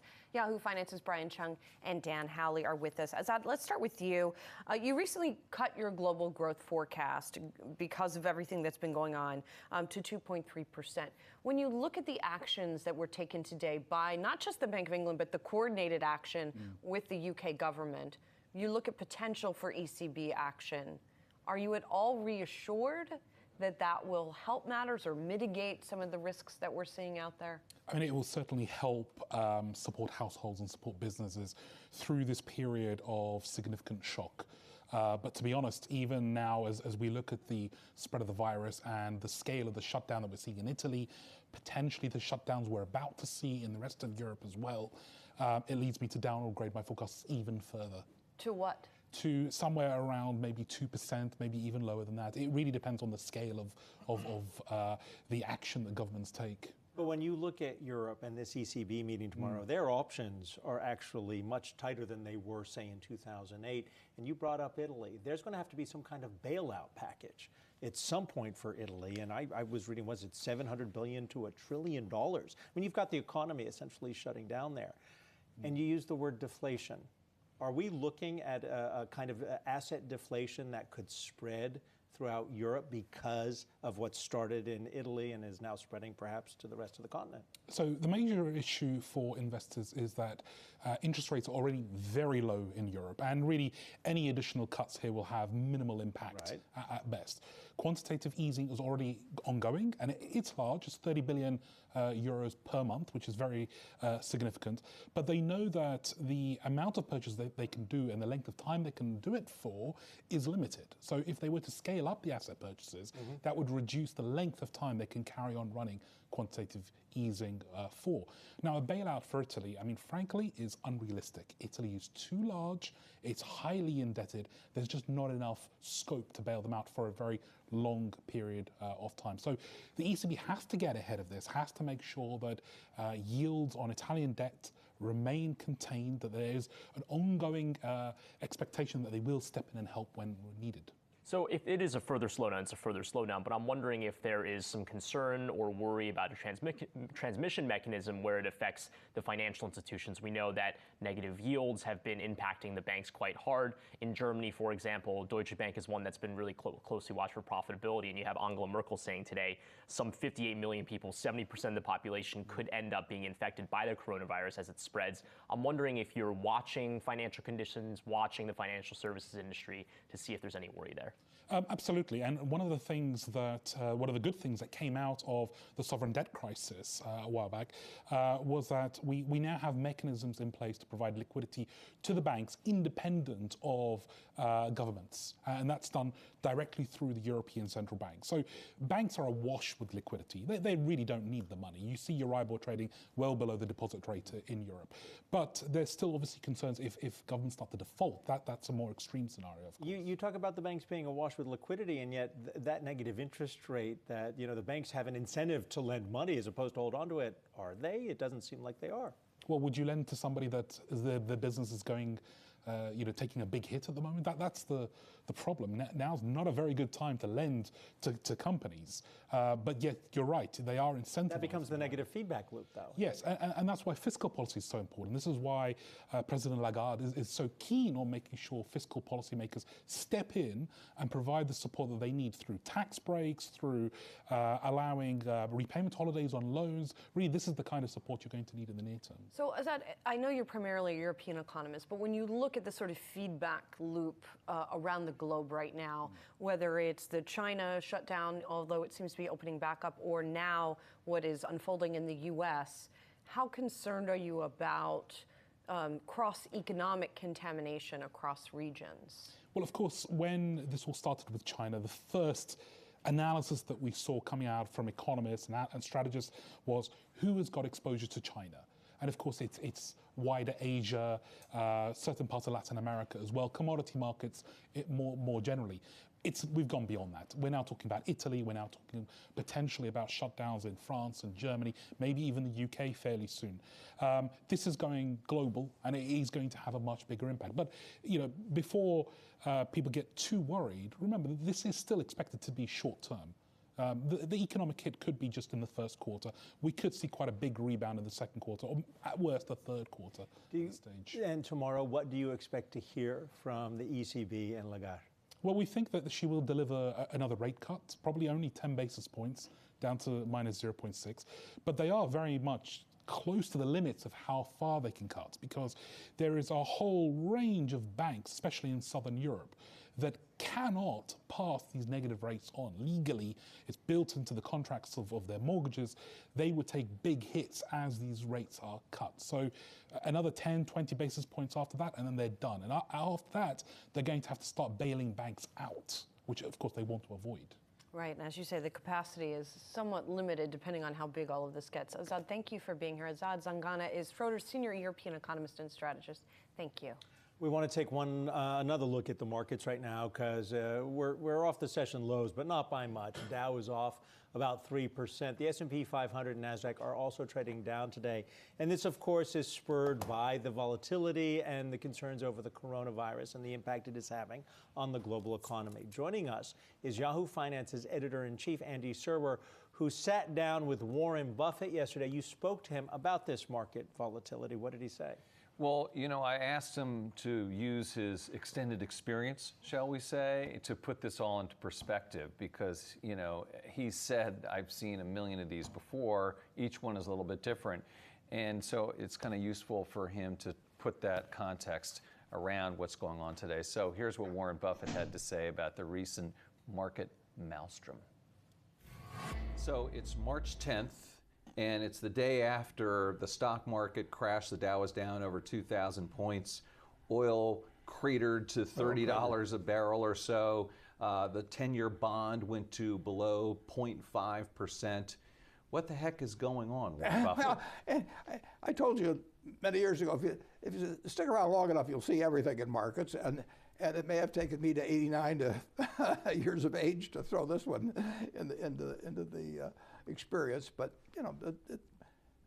markets, if you have to be open second by second, they react to news in a big time way. I mean, it's not like the market for real estate or farms or things of that sort. So you have to have a price, assuming, of course, we hit the circuit breaker yesterday, but it still was. It wasn't October 19th, 1987, but it was. It was an imitation anyway, and the combination actually of the coronavirus and what happened with oil over the weekend. I mean, that's a big 1-2 punch. Does this remind you of any other time? Well, I've certainly been a fair number of times when panic has reigned in Wall Street, and October 19, 1987, and the period around it. I mean, there was panic at the close of business on Monday, October 19th, most of the specialist firms, which were important in those days on the New York Stock Exchange, were broke. And the next morning, there was a check due to the clearinghouse in Chicago that didn't get there. And sometime late in the morning, a decision, I think Phelan had made the decision, we're going to stay open. But it was really close. That was. And of course, the financial panic. There were, you had 35 million people on September 1st that weren't worried at all about their money market accounts. On September 15th or 16th, they were all panicked. What year was that? Well, that was 2008. 2008. Yeah, so 2008, and you literally had $3.5 trillion in money market accounts, which people regard as equivalent of cash or a bank deposit. That was half the amount of all the insured bank deposits in the country, but these weren't insured. And literally, I I remember it because all my friends had money market accounts. I didn't have one, but I was at a party and a birthday party, and that's all they talked about. I suddenly became very popular. I was like a sports hero or something there for a very brief period of time. And of Hank Paulson, they had 175 billion of withdrawals in a few days. That's when I think anybody that knew what was going on panicked, basically. And Hank Paulson did the very gutty thing of using, I think, the exchange stabilization fund that was set up in the 30s because of the revaluation of gold. It had nothing to do with this, but he stepped in and $3.5 billion worth of deposits fell, or trillion, I should say, of deposits felt a whole lot better. If that move hadn't been made, because those funds held all the commercial paper, and you couldn't roll commercial paper, everything had come to a stop, and that was much more scary by far than anything happened yesterday. I think the big takeaway, you guys, from that, he likes to sort of have an extended conversation about things, which is great, part of the charm. But the big takeaway is that what we're experiencing right now is not as bad as 1987, and it's not as bad as 2008, as you can see from this chart. Up in the upper right there is what we're experiencing right now, and there you have, that would be 2008. No, that would be 1997 is the blue, and then the longer is the 2008. And, you know, it kind of makes sense. I mean, we're not down 20% yet. Obviously, those other periods, we experienced a much more severe market shock. And I think that so far the markets have been orderly. I mean, he was talking about like, oh, you know, commercial paper freezing up and concerns about money markets and specialists going broke. We're not having any of those conversations. I don't want to say yet, maybe never, but so far things have been, I don't want to say orderly, but okay. What's its advice then been to just kind of hunker down, hold on, don't freak out yet? Is that kind of Isn't that his kind way? of always his advice? That's the Yeah, usual. I mean, hold on to things. And then afterwards, you find out he's been buying a lot. Yeah. And he will say that, I'm looking to buy, you know, that kind of thing. But he brought up the money market and breaking the buck. We did see that happen in 2008. That's correct. Did he tell you this story, or let me ask you, why did he tell you this story? Because I would imagine right now, a lot of people who might be watching are actually, as they move things to the side, think that they're moving into money markets in a safe way as if it's cash, and in fact, it's not. I think it's an interesting point that you make, because I think he was trying to allay fears by saying it's not that bad. But you're right, Adam, in the sense of pointing to it might make you wonder, well, gee, what if it got that bad, and how safe are those money market accounts? I mean, I think it's safe to say right now those things are not at risk, but, you know, one thing that's very different right now, of course, is negative rates. And, you know, I asked him about that. He said, I don't understand. I have no idea, which is not comforting at all when the world's greatest investor says, who knows what the heck these things are. So, I mean, I found it somewhat comforting, I guess, but on the other hand, not completely. Well, what's so interesting about now versus the financial crisis, I feel like as we were covering the financial crisis, there was a lot of alarm on the part of the street, but not necessarily Main Street, at least not right away. It took a little while till people really understood what it meant for them, their home ownership, their finances, a recession. Now, there's public panic as well. You know, it's sort of easier to understand a threat to your health and safety, right, than a complex financial instrument and the effect that that is going to have on the market.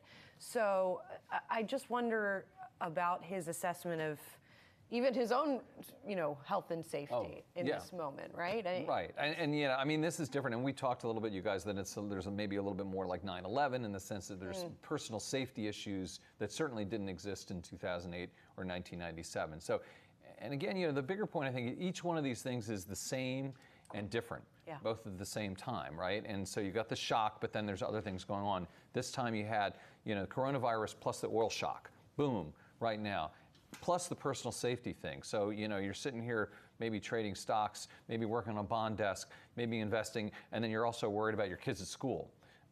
That's a different animal. And, you know, where it goes, nobody knows. But it makes it somewhat singular, to be sure. All right, another reason to stick with Yahoo Finance. We have much more from Andy's exclusive interview with Warren Buffett throughout the day right here on Yahoo Finance. You do not want to miss his comments. Coming up, we are continuing to watch the sell-off on Wall Street. We've got stocks right now down pretty sharply. The S&P 500, for example, down 2.75%. And if we take a look at some individual movers here today that are weighing on the Dow in particular, we've got Boeing falling after saying it is going to draw down its entire loan, a $13 billion loan. Dow, Nike, Disney, and Amex rounding out the laggards there.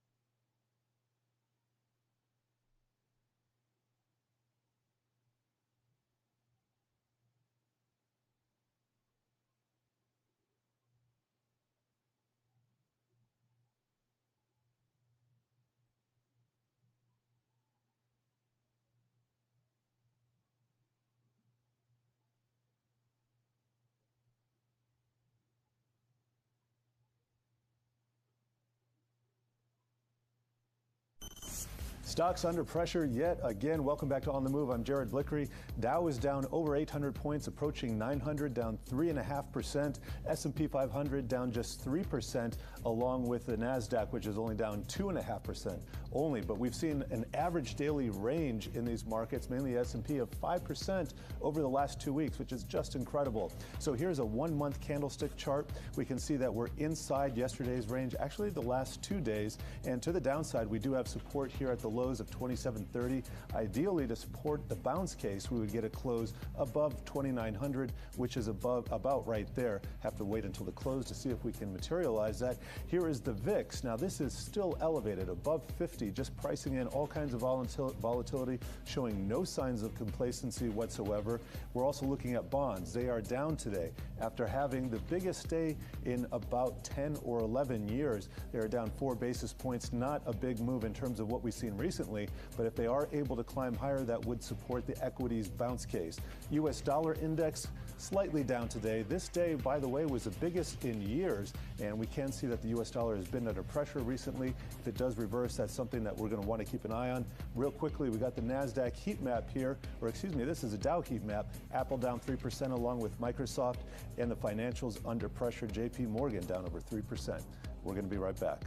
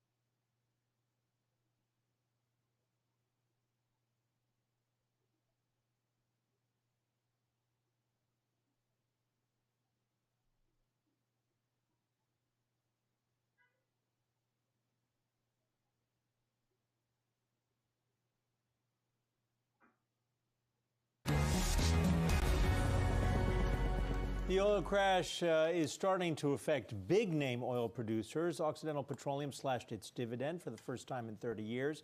That took place Tuesday. They slashed it by nearly 90%. Jennifer Rowland, Edward Jones Senior Equity Analyst, joins us now with more on this. And when we talk about oil, I mean, we can break this down into some of the smaller oil companies versus some of the major oil companies. What should we as investors, because a lot of the drive for some people with oil is the dividend, what do we need to consider today because we watch oil prices collapse? Yeah, I mean, the dividend sanctity is a big question in here. And so when we look at the big oil companies, for the most part, by and large, we think those dividends will be fairly supported. Now, I can't say that necessarily across the board. There's some that might feel more pressure than others. Certainly wouldn't expect any dividend increases in here, and would expect a lot of the big oils that had been buying back stock to, can you hear me? Yes. To curtail any share buyback activity. We would expect companies basically to get into hunker down mode and try to preserve as much cash as possible, and do that by curtailing spending. Now that's for the big oils, but as you rightly point out, a lot of the smaller shale producers in North America are really going to feel the pressure pretty quickly to try to right size their cash flow. They're going to have to drop CapEx and drop rigs immediately. And I would expect a lot more dividend cuts across the E&P space, like what we saw out of Oxy. And so is there kind of this bifurcation now in what you think investors should be doing, or are you saying people should maybe take a pass on the entire sector for the moment? Look, I think the entire sector is obviously going to struggle in here. I mean, crude prices are at incredibly low levels. Companies and countries alike that are oil exporting countries are going to be feeling the pain. But for those investors that have a long-term view, like our clients at Edward Jones, again, looking towards the big oil companies, some of the pipeline companies that don't have direct commodity price exposure. And again, I think the most important thing is to look for companies that have got strong balance sheets. I think that's the number one issue right now. If you've got a strong balance sheet, then you should be able to withstand a period of low oil prices. Unfortunately, there are a lot of other companies in the energy sector, like the exploration and production companies and the oil field service companies, that just do not have strong enough balance sheets to withstand such a severe low oil price. Again, the big question is how long oil prices will remain this low. But even if it's a couple of months or a couple quarters, I think you'll see enough strain in those subsectors that we would want to avoid that, and again, focus on the bigger oils and the pipeline sector. Hey, Jennifer, Brian Chung here. So it seems like, yes, the balance sheet is important, but it seems like the Occidental movements, at least yesterday, did have to do with the cash flow statement by not only cutting their dividends, but also their investment as well. So I guess I'm wondering, not only what did you think on the CapEx side of things, do you expect that to be a trend with other companies as well? But then secondly, what did you think about the speed of that announcement? Because on one hand, it was maybe there could be optimism that OPEC could reach some sort of resolution sometime in the near future, but they made that announcement a day after the OPEC talks fell through. So I guess I'm wondering, is this kind of an acknowledgement that this could be a longer-term problem? Yeah, I think Oxy is a great example of what happens when you don't have a strong balance sheet in here. Now, they were very levered coming out of the acquisition of Anadarko, which had a lot of investors worried. It's one of the reasons why we had the dividend outlook at risk for that name for a couple quarters now. Just too high of a burden. That dividend was too high of a burden relative to its cash flow, even in a $50 or $60 crude environment. So I think they were a little bit in a unique situation because of their size, but because of where the balance sheet was, they had to react that quickly with such a sharp reduction in the dividend and CapEx. I think you'll see, again, some of the smaller E&P companies follow suit here. We're already getting CapEx cuts announcement. That's clearly the most logical step for a lot of these companies, and the bigger ones alike. But I think that you'll see more dividend cuts, again, out of some of these smaller levered E&P companies, because they need to survive.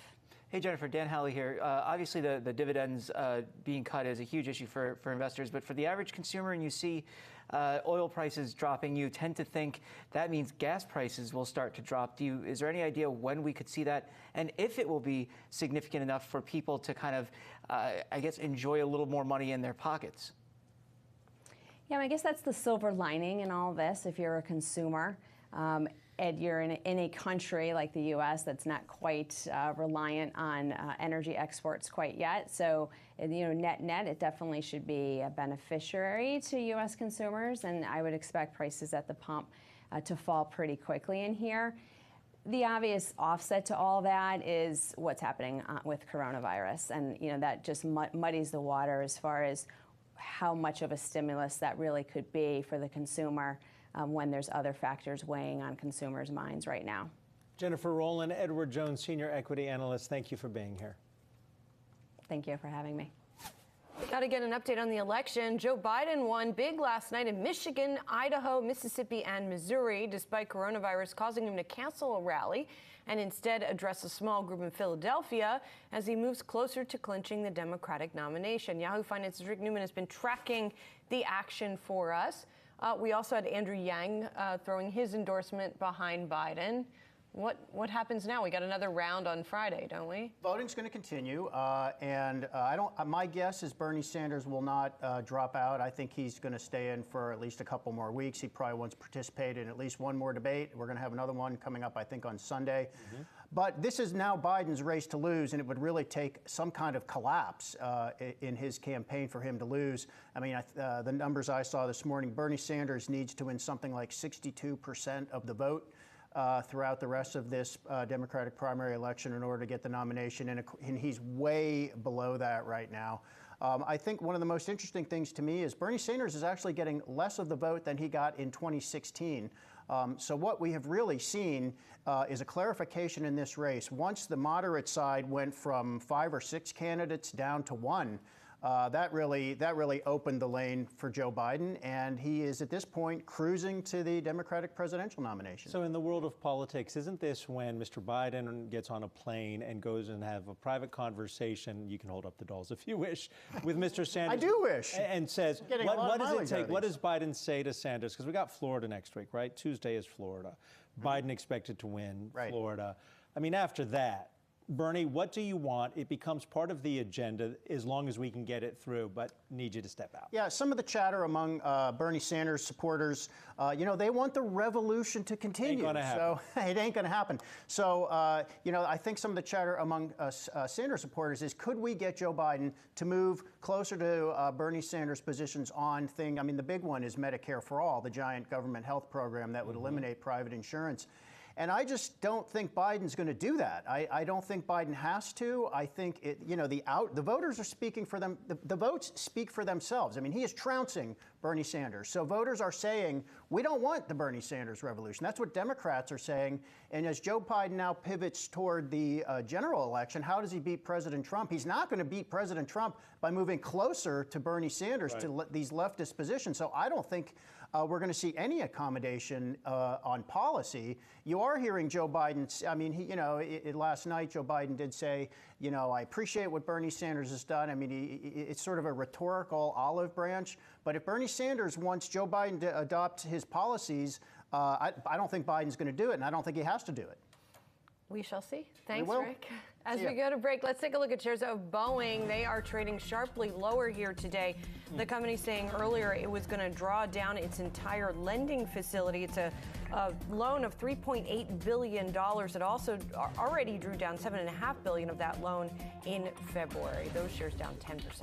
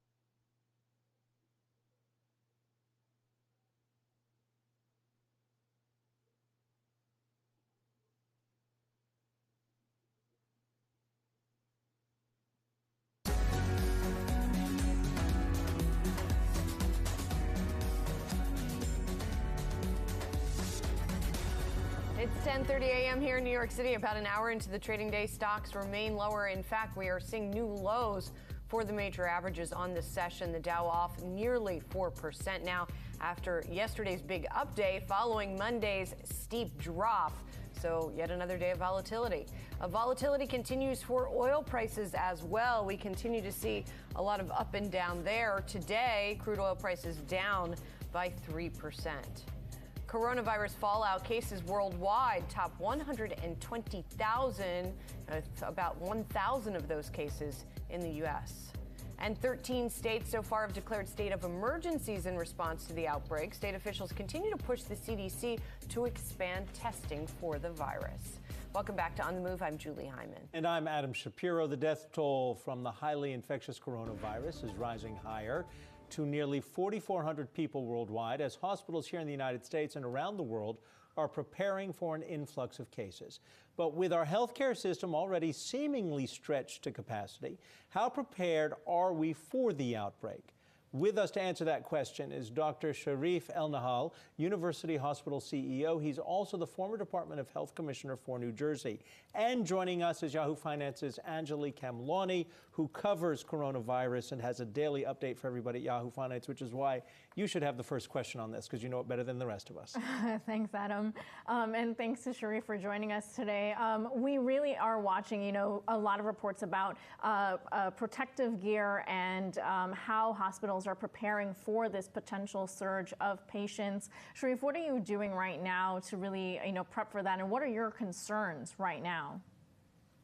So we're really shoring up our line of defenses on multiple levels. The first thing we're doing is making sure we have an adequate stock of supplies. And being the hospital that covers multiple ports of entry for New Jersey, we're stocked for a good several weeks on a lot of our personal protective equipment, on Purell and hand sanitizer, and some other critical supplies. But we're also making sure that we're prepared from a process and staffing standpoint to deal with any type of patient who comes in who's concerning for coronavirus, including doing mock drills. So we've done several mock drills where we've had patients come in and act as if they've had symptoms and expressing concerning signs that this could be coronavirus, and learning from each of those experiences. So hospitals across the state and really across the country are doing this work now to prepare. Okay, and so we know that the CDC also changed their guidelines yesterday about, the type of protective gear, saying that it is in fact okay not to have to wear those N95 masks that are in short supply right now. How does that affect what you're doing? And especially because the hospital, right, is responsible for even the nearby airport. So how does this all play into what you're doing to prepare?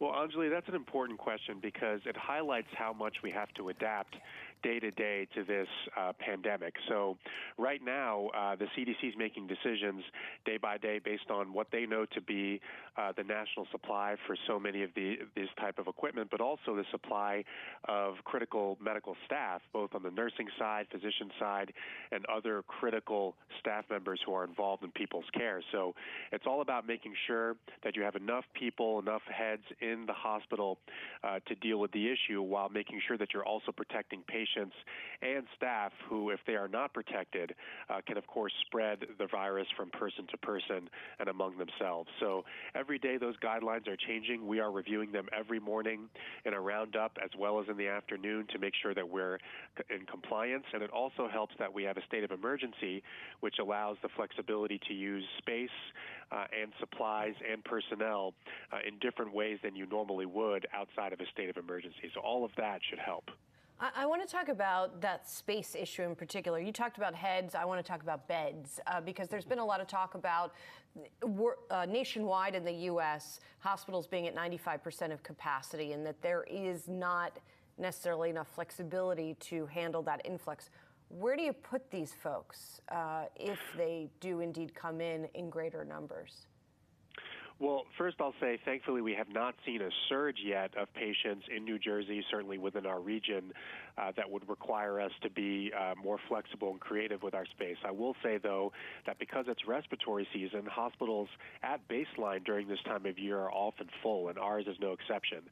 So what a state of emergency allows us to do, and I think the governor of New Jersey has been very proactive in calling one, is it allows us to actually create more flexible areas to put patients that are not suspicious for coronavirus in places like hallways and more open spaces if you need to make the space for isolation rooms. Our hospital has over 40 isolation rooms. You have to have negative pressure in these rooms that sort of sucks into the ceiling any potential virus that may be there. It's a precaution that helps us make sure that the virus is not necessarily spreading out of the room.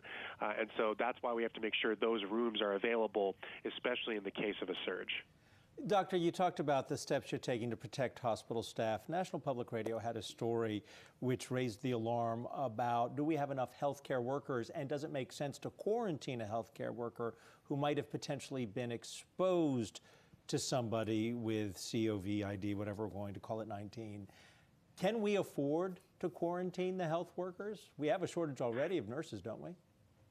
Well, this question gets exactly to why the CDC is making sure their guidelines are updated every single day, because it's not necessarily the case, for example, that if you were exposed to a patient while having a mask on or the patient having a mask on, that you would say, you know, we need to quarantine you for 14 days. You would, in fact, want that person to continue working if they were protected. Those guidelines will change based on concerns over time about the supply of medical staff. Yes, you mentioned a nursing shortage. That is a nationwide phenomenon. New Jersey is no exception. So the CDC, I should say, is calling balls and strikes every day to make sure that we have the medical staff available to deal with a potential surge of patients. Dr. Sharif El-Nahal, University Hospital CEO, we appreciate your comments here on The Move. Coming up, the wild week for stocks continues. Right now, we're watching the sell-off accelerate. The Dow is now off 3 3/4%. We're going to bring you the latest on market action right after this.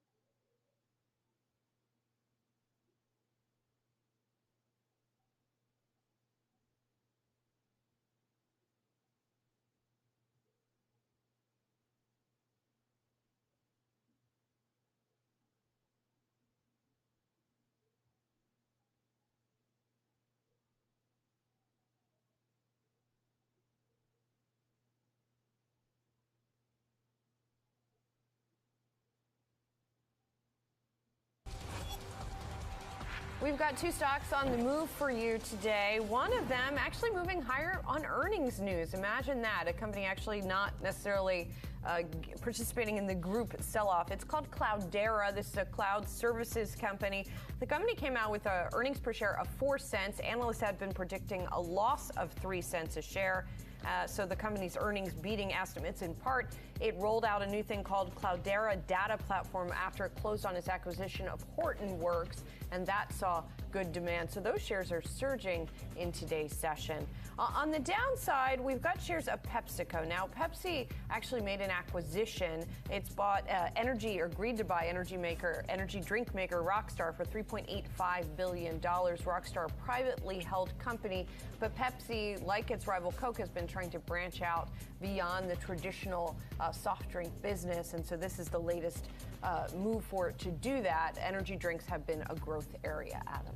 The escalation of the coronavirus sent companies Co-Diagnostics up 100% in the past month. Yahoo Finance's Alexis Christophorus has more in today's morning call. Adam, Co-Diagnostics has first mover advantage here. It was the first to have coronavirus test kits available and is already shipped to 4 continents, including here in North America. And it is still one of just a few companies making the kits. As you mentioned, shares of the molecular diagnostic company are up more than 100% in just the past month. But some analysts are sounding alarm bells. While it is true that Co-Diagnostics' role right now is key, some analysts argue it's a role that will become less essential as the need for testing kits for COVID-19 eventually starts to slow down. Maxim Group analyst Jason McCarthy recently downgraded Co-Diagnostics from a buy to a hold, saying the stock is overvalued. McCarthy said he believes there is what he calls a significant opportunity for the company's COVID-19 test, but Co-Diagnostics' market cap has climbed more than $450 million from about $20 million in just the past few weeks. McCarthy said while fundamentals are sound for the company, he was stepping aside based on valuation. Now, at the same time, though, here's how split Wall Street is on this. An analyst at Litchfield Hills Research initiated coverage of the stock with a buy rating just the other day. Co-Diagnostics joins a list of biopharma companies that are rallying because of the work they're doing with trying to either contain or cure the virus. Shares of Regeneron Pharmaceuticals up more than 20% over the past month on news it's working with the U.S. government to develop a treatment for the novel coronavirus. Regeneron already developed an antiviral drug for treating Ebola and MERS, which also is a member of the coronavirus family. Not to be forgotten, we've got Gilead Sciences up about 5% over the last 4 weeks. Like Regeneron, Gilead has benefited from news about its antiviral program targeting the virus. And of course, Novavax has seen its stock skyrocket after announcing it received $4 million from the Coalition for Epidemic Preparedness to develop a COVID-19 vaccine. As you can see, that stock down today, but up more than 40% in just the past month. Julie? Thank you, Alexis. Well, we are seeing market sell-off once again today. The Dow at the lows of the session, and we've got a lot more volatility persisting. Our next guest says the risk sell-off isn't done. We can see that in action today. Joining us to discuss is UBS Head of Equity Derivatives Research, Stuart Kaiser. Stuart, it's good to see you. Good to see you, too. So you deal in derivatives. You're watching all of this volatility. The VIX again today is, what, at 52 or so. Even yesterday, when we were rallying, it was still at elevated levels. Are you seeing any underlying market signs here, as you read the derivatives tea leaves, that there's any stability? I mean, if you look at the surface, there doesn't seem to be any. Yeah, honestly, in the U.S., no, we haven't seen any. I think if there's any bright spot, it would be Asian markets seem to be behaving a little bit better as cases kind of, crest a little bit in China. So if you're thinking that's our future and that, will arrive here in some number of weeks, then that would be the positive. In the U.S. markets, frankly, things just still look very troubling to us. With 10-year yields where they are at such a low level, that sends a very bad growth signal to the markets. The amount of volatility in gold, the Japanese yen, and the U.S. 10-year Treasury, which are your typical safe havens, is just very, very high. We think that's a risk indicator for equity markets. And to your point, even on good days, implied volatility doesn't come down very much. And I think that's the market sending you a message about how long this could persist. And you actually sent a note to your clients where you talked about 3 things that tell you this is going to persist. I want you to get deeper in that. For instance, you talked about 4 to 6 month segment of the VIX curve is very high. Mm-hmm. Should we be paying attention not only to the VIX, but are there other things we should be looking at that support the problem that we see with the VIX? Yeah, I think the key for us there is when the VIX is basically negative related to the S&P. So when the S&P bounces, the VIX comes off. But even when the S&P has risen, that longer dated VIX part of the curve has not moved at all. And I think that's the market telling you we might have a one-day bounce here, but really over the next 4 to 6 months, we're really concerned about the growth outlook and the outlook for markets. So we do kind of keep an eye on that.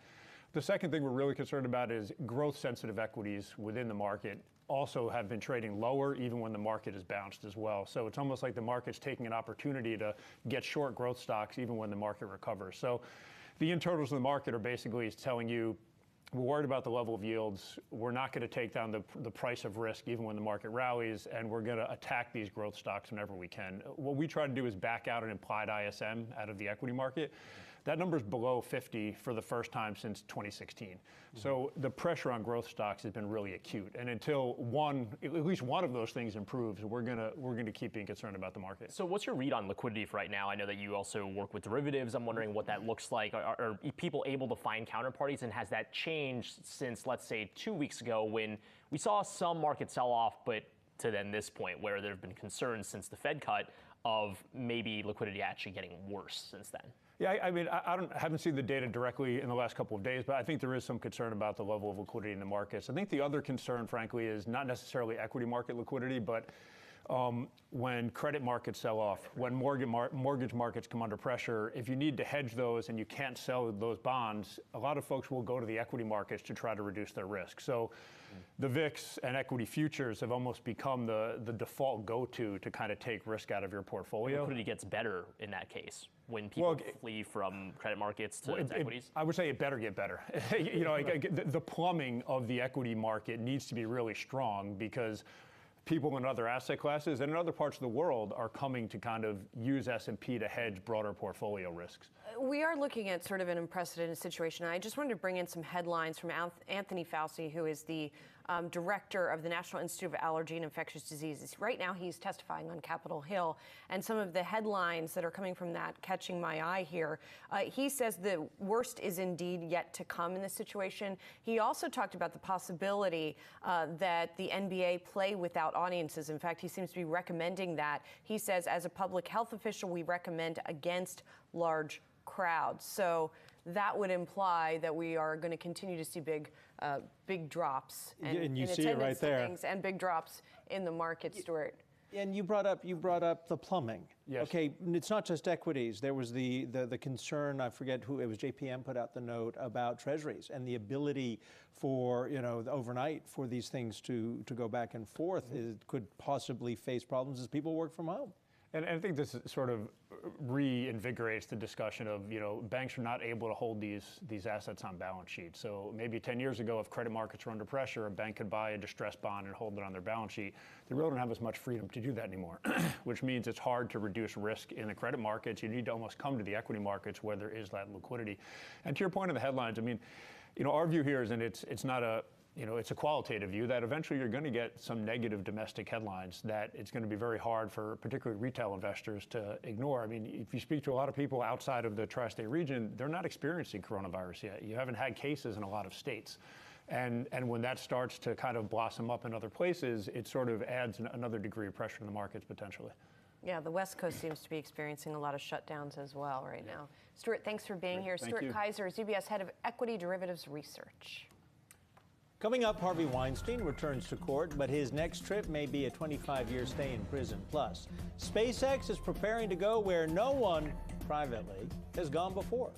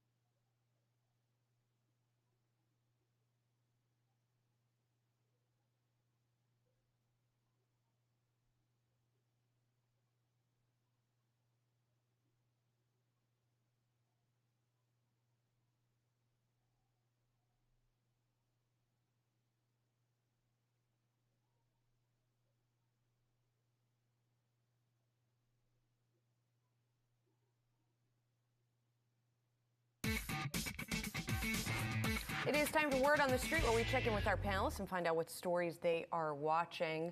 And let's start with Brian. What are you watching? So I'm watching the ECB, and they are scheduled for an announcement tomorrow. So you do wonder, with the Bank of England cutting to low rates today, whether or not the ECB will follow. The implication is that they will, because of the global coordination nature of the response on the part of the central banks. Now, coordinated because it seems like a million years ago that the Federal Reserve enacted its cut. But we have to keep in mind, as we discussed earlier with a guest, that the ECB is already doing a lot of the things that people would like to call stimulus, right? When you think about, they've already been buying a pace of about $23 billion of government and corporate bonds, which the Fed can't do, by the way. They've been doing that since last year in the form of TLTRO 3. And they also already have negative rates. So how much deeper into the negative can you go? Not that much. So the ECB might have its hands tied already. And the question is, what more can they do as they try to battle what will be really bad contagion in an area that people already worry was going to hit a recession before this? That is the question Lagarde has to answer when we get the presser tomorrow. But right now, we're getting some answers from Google. You're watching that, right? Yeah, while everything else is happening in the world, Google is kind of under the gun as far as their search business goes. And Congress, lawmakers are now talking about Amy Klobuchar, former presidential candidate. Klobuchar went ahead and introduced a new bill that is the Anti-Competitive Exclusionary Conduct Prevention Act. Try saying that 5 times fast. And essentially what this does is it's an attempt to lock down what happens as far as Google blocking folks like Yelp or other competing services from being at the top of their search results list. And that's something that's been an ongoing issue for services that compete directly with Google for web traffic. Now, this would put the burden of proof on Google and companies like it to basically say, look, we're not doing this. We're not excluding Yelp or Spotify or any other shopping apps. We're providing free, balanced information here. And it's going to be hard for them to prove. But on the same token, you do have Google wanting to provide its own services. And yeah, you walk into a grocery store, and the grocery store also offers its own line of products as well on the same shelf as competing products. So that's really kind of along the lines of where they're trying to think about this. But I think for something like Google, it's so large that it becomes tenable, where it can truly destroy competition on its own by just saying, we'll put you on the second page of Google. Right. Interesting. All right. Well, as we are talking about Google, we're going to talk more about them in a minute, because they're also asking their 100,000 employees to stay home as they're dealing with what Dan was just talking about. We saw the Dow, by the way, break 24,000 to the downside. This, as we see Italy shut down, and we'll talk about the economic impact with someone who is based there coming up. You see right now the Dow has bounced off the lows, but still it's off 3.8%.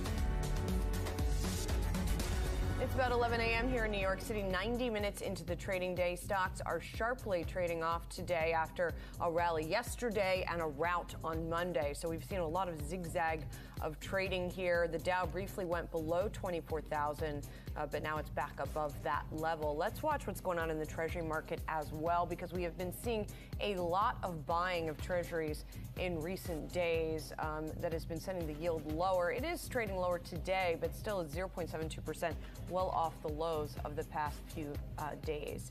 First, the Fed, now the Bank of England. What you need to know is the UK central bank's cut rates. And tech reacts as Google tells all North American employees to work from home. Uber considers suspending both riders and drivers who test positive for coronavirus. Welcome to On the Move. I'm Julie Hyman. And I'm Adam Shapiro. Let's introduce the panel for the next 30 minutes. We've got Yahoo Finance's Brian Chung and Dan Howley with us. But right now we want to take a look at the markets. And as Foray is on the floor of the New York Stock Exchange, where we're seeing some new lows on the major averages, right? That's right. We're off a little bit off those lows, but we still have the Dow right now that's off by 870 points. The S&P also lower, and the Nasdaq also lower. All the sectors right now being in the red with financials that are leading to the downside. And I want to point out Boeing, that Dow component, the big laggard on the Dow right now, down about 8%. Boeing is planning to draw down the full $13+ billion loan that was obtained by a group of banks. It already had tapped into about $7.5 billion, but it now expects to draw the rest. Now, it not only has the issue with the 737 MAX jet, but now there are concerns that airlines are delaying advance payments on airplanes because of the lack in travel demand. So Boeing right now is the laggard, the top laggard on the Dow. And just also today we're looking at the cruise liners on watch to see about any details about how the administration is planning to help out the cruise liners. President Trump yesterday had talked about helping the airlines and also the cruise line operators. Julie, Adam? Inez, thank you. Well, as we've talked about, the markets have been on a wild ride these past few weeks. Volatility has spiked. On Monday, it went to 62 if you look at the VIX. But our next guest says these spikes of that magnitude, at least, usually they're short-lived, and they should revert to normal levels relatively quickly. Joining us now with more is David Miller. He's CIO of Catalyst Funds. We're seeing, of course, VIX up again today, not at 62, but I think around 52. How long does it usually take? And are we in a usually situation here? Well, there's two very different scenarios. One is you have the V-bottom scenario where it's just a quick spike and then it goes away. Those are usually kind of one-time issues that are a quick shock to the system. The second issue is you have an ongoing recession, in which case the VIX can be particularly high for a long time. Certainly 60 is not normal by any means for a long period of time, but we've already seen it retreat significantly from there. Tell me about the Catalyst Systemic Alpha Fund. How does this protect me? I want to throw a couple questions at you. What are the fees I'm going to pay if I move into this thing, and what's the return over the past couple of years? Yeah, so the return of the fund is driven by this index that was created by BNP Paribas, and that index tracks multiple different indices that are all created by their design to not really track the returns of the S&P 500 or bonds in particular. They have many models that'll go in and out of markets based on things like the VIX, where they'll only be short the VIX if things are calm. It's a simple philosophy. If things are getting rough, you don't go sailing when there's a storm. And a lot of those models have been doing fine. The fund's roughly flat for the year, so certainly hasn't been down like the S&P has, or up like bonds this year. And if I had put money in the fund 3 years ago, am I in the money or am I underwater? So we recently launched that back in 2018 to start implementing that. So we had a great year last year. We had a rougher year in 2018 when all asset classes were down and flat this year. So you'd be up a bit if you started when we started going with it. Is it designed, though, as a hedging mechanism to kind of guard against whatever the market is doing? There's certainly aspects of it that are hedging in nature. So for example, it has momentum models. And the thing about momentum models, if markets are trading up drastically or trading down drastically, that's the one thing that can really do well when outlier type environments work out, because they react to that. If markets keep crashing, they stay short. If they keep going up, they keep doing well with that. So it's not explicitly a hedge by nature, but when you have a great environment like a 2013 where things keep going up, or an awful environment like 2008, either of those can be good for momentum models. With your funds, what's the appetite been for the past 3 weeks or so? Because on one hand, it's scary to catch a falling knife, but on the other hand, you could make some serious gains off of playing volatility. From your investors or prospective investors, have you seen any interest? Yeah, we've certainly seen interest, or at least more stickiness of assets than you would otherwise to long-only funds where there's been a more significant retreat. People are clearly seeing the value of these products at the moment, and that's really where flows have been. All right. David Miller, CIO of Catalyst Funds, we appreciate your being here on The Move. Thanks for having me. Italy is at the epicenter of the coronavirus outbreak, with the entire country of 60 million people placed under quarantine. Now this, as the Italian government steps up efforts to tackle the virus that has killed more than 600 people. It's affected more than 10,000 in Italy. Joining us from Lake Como, Italy, is Lenore Hawkins, Tematica's chief macro strategist. And Lenore, you're in the ground zero, so to speak, of what's going on. You say that the hospitals, at least from what you're seeing, are at their breaking point. Describe to us what that means, what's actually happening. Yeah, that has been, like, back in February, actually, I wrote a piece on this because people kept saying, well, this flu, the mortality rate isn't that bad. We don't really need to worry about it. But it misses the entire point of the problem with this virus. One, it is exceptionally contagious. And two, it has a fairly high rate of hospitalization because people have trouble breathing. What has happened in Italy and what is going to, I think, happen in a lot of the rest of Europe is it spread so fast, and there were so many people who needed to be hospitalized that we have simply run out of beds here. The biggest problem has really been the ventilators. Right now we have an emergency rush of ventilators coming from China to try and help. They're taking any building that they can find that's empty to use it as a emergency facility to house people who need to be put on these ventilators. And what has been happening here is doctors have had to make those gut-wrenching decisions to decide who they're just going to let die in favor of who they think they can maybe save. Wow, this is amazing that this is ongoing. And you also sent us some pictures from What's up, what it man? looks like I on just the stepped away streets from my there, computer for a completely bit. empty. The Italian economy I'm back, though. has already been sort of one of the weaker in the European Union. What happens now, and is there any kind of capacity for aid, especially when this is Oh, also man, I missed the spreading M. elsewhere in Europe? Yeah, this is, I think what M, why we're you? going to see is I missed the M, Daniel. You could have been making money with me right here. We've had asset Damn, prices they that got have been me. skyrocketing into ludicrous levels because of so much debt, particularly when you look at a country like Italy that has one of the highest debt to GDP ratios. And at the same time, it has an unbelievably high unemployment rate relative to other countries in the Eurozone. The unemployment rate here is 9.8%.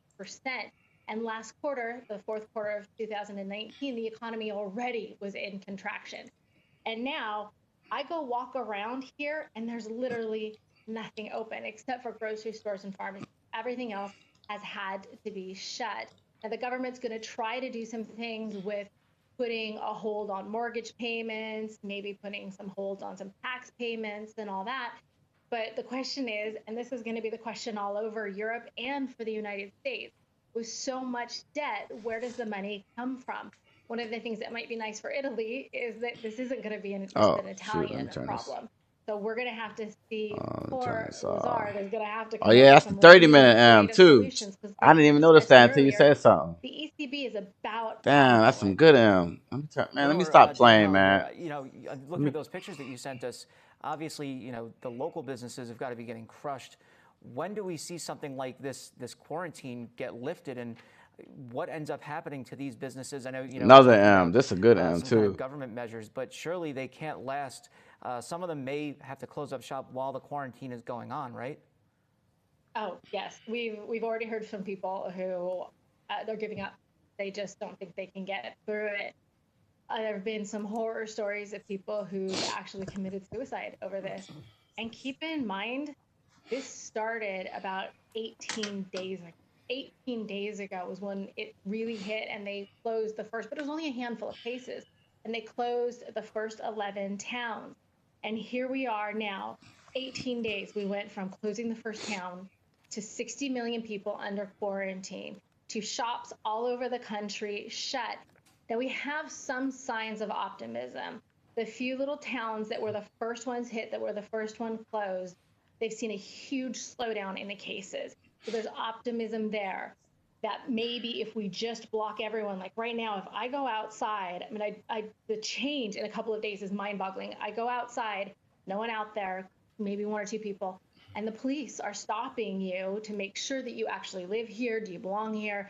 What are you doing out? Because they don't want anyone around. And it's the only way that we are going to stop this thing. And the rest of the world needs to look at what's happening here, because it isn't like this is some third world country that doesn't have proper health care. We have one of the best medical sectors in the world here, some of the best hospitals.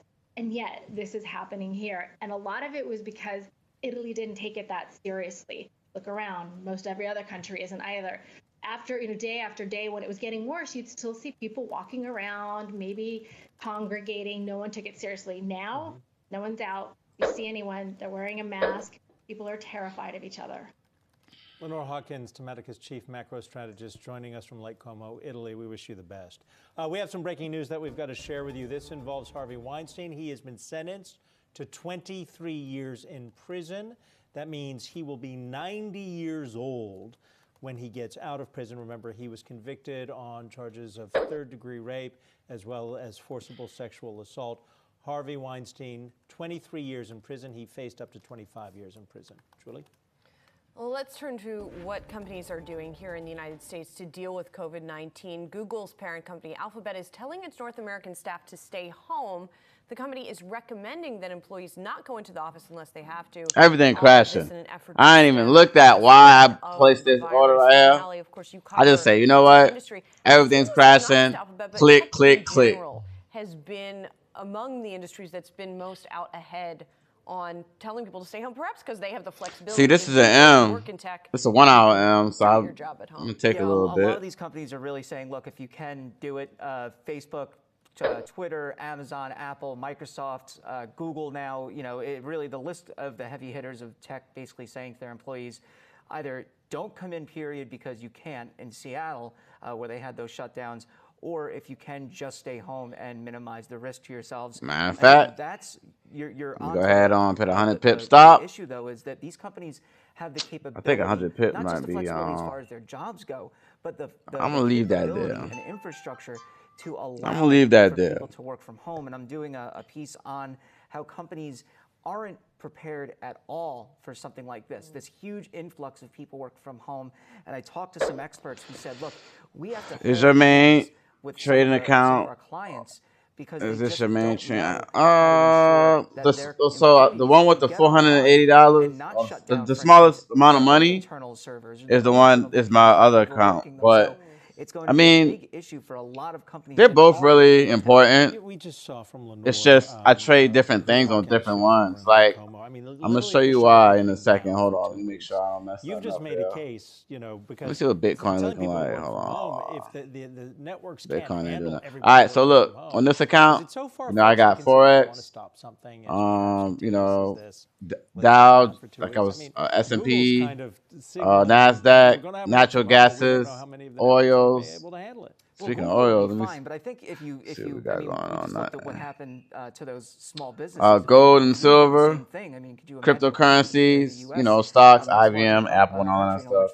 And then the other one, it's only Forex. Something like that seems to me. Did you get some sales? Nah. I was but at the same time, this does I was AFK. The economic divide as well, which is something we internally have been chatting a lot about. Is that if you're an hourly worker, or if you're just a worker whose job cannot be done from home, then you have a problem in this environment. If you're a small business, I mean, this is really going to be and this is deeply the reason disruptive. Why the magnifying glass is going to go on fiscal policy to address those types of industries where you can't just say, oh, well, just use your own private capital to create a work from home. But a payroll tax holiday does not help if you're certain kinds of workers. Exactly. So you. Damn, man, I'm missing these M's, bro. Online just recently of Stephen Mnuchin speaking to reporters saying that he might fill with the idea of some dollar drop on small and medium enterprise workers So I think maybe that could be a more targeted proposal, but we need to see. We have seen in years past, look, they sent everyone a check during the financial crisis, the Bush administration. That was the first reaction. The other thing they're considering,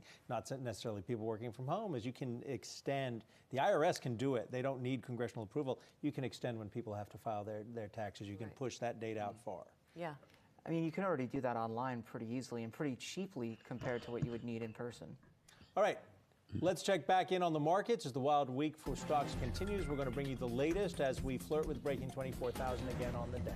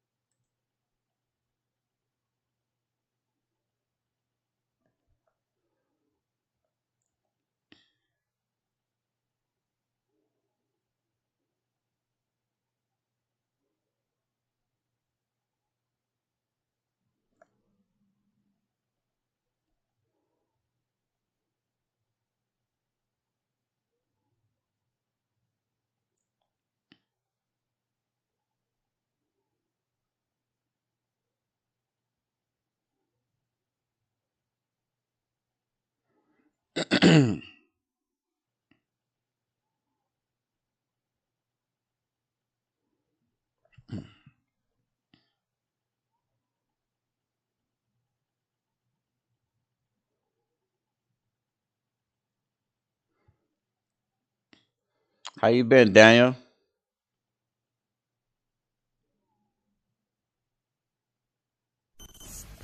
Welcome back to On the Move. I'm Jared Blickery. This ought to tell you all you need to know. Dow is down another 1,000 points. Well, I was able to do this during the break. Anyway, that's worth 4 percentage points. S&P 500 down a little bit less, 3.7%.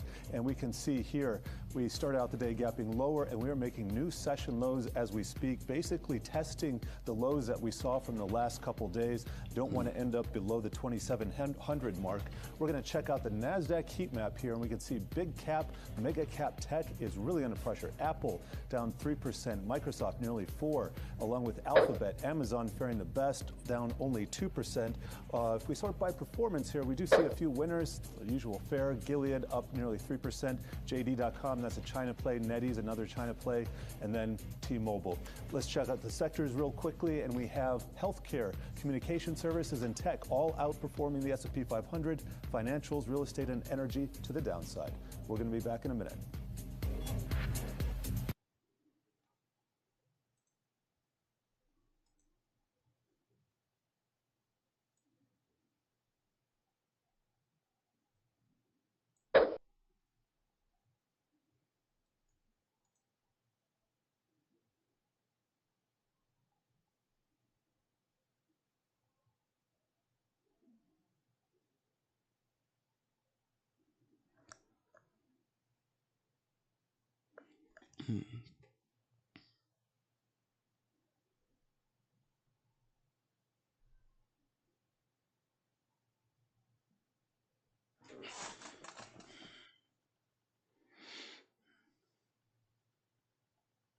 Yeah, my power went out last night mid of the game. I was carrying my team in the vocal. Man, that sucks, bro. That sucks. That happened to me 2 days ago, actually. Not my power, though, but they had an outage on my internet. That was whack, man. I was so mad. MMR had to make up for no reason.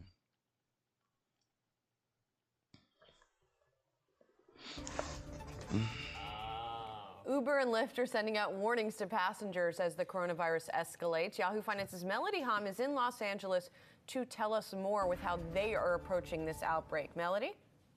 Yeah, Julie, last night, Uber and Lyft both sent out emails to passengers. Lyft actually was the leader here, sending one out at 7 p.m. Uber closely followed a couple hours later, giving an update saying essentially anyone who has any inkling about whether they have been exposed or know people who have been exposed should not be using these services. I want to actually pull a quote from a statement from Lyft. The executive said they are closely monitoring the situation and taking action. We're following. I want to get in this. Well, I just did, but like, CDC, I want to get in because I know it's on a downtrend. continue But to take let me actions make sure. necessary to help protect the community. Specifically, if we are notified of a rider or driver testing positive for COVID-19, they will be temporarily suspended from using Lyft until they are medically cleared. Uber CEO Dara Khosrowshahi did release a similar statement saying we may temporarily suspend the account of riders or drivers confirmed to have contracted or been exposed to COVID-19. Julie, I want to point out that I did reach out to both spokespeople at the companies asking what their mechanisms are to really determine this, given the fact that our testing numbers here in the U.S. have been so low. And they said that it right now is just consulting with epidemiologists, asking CDC if they can disclose any public information. As we know, the CDC has been trying to be more guarded as to not stoke further fears and fear-mongering. So they've been trying to keep a lot of the biographical information under wraps. I asked if they would be tracking whether people had been using Uber That's and one Lyft thing I like in about countries Dota. like Italy and South Korea. That's They the said that players. is not the mechanism that they are using. I hate For that too, now, it bro. seems like it's a self-policing I hate sort of that too. measure. And as we know, Uber, which I be owns making Uber plays Eats, too, has been man. saying, hey, why don't you say when you request those delivery for food services to leave it outside the door, to leave it outside of with your doorman. We don't want to risk anyone being sent up.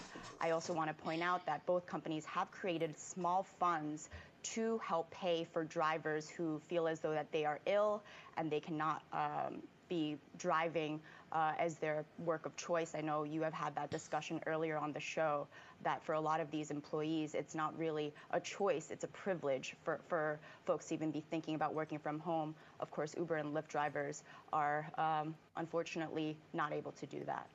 Melody, thank you. We're watching gold today because it has risen 4 of the past 5 sessions as concerns surrounding the coronavirus. Everybody gets worried about this. Joining us to discuss how gold will fare moving forward is State Street Global Advisors Head of Gold Strategy, George Milling-Stanley, and thank you for being here. Some of us would have thought gold would actually be much higher at this point. I mean, we're not above $1,700 an ounce. Right. Help us understand why. Sure, I think that the potential impact of corona, we're very much in the early stages, we really don't know what it's going to do, but the potential impact is actually in 2 different directions.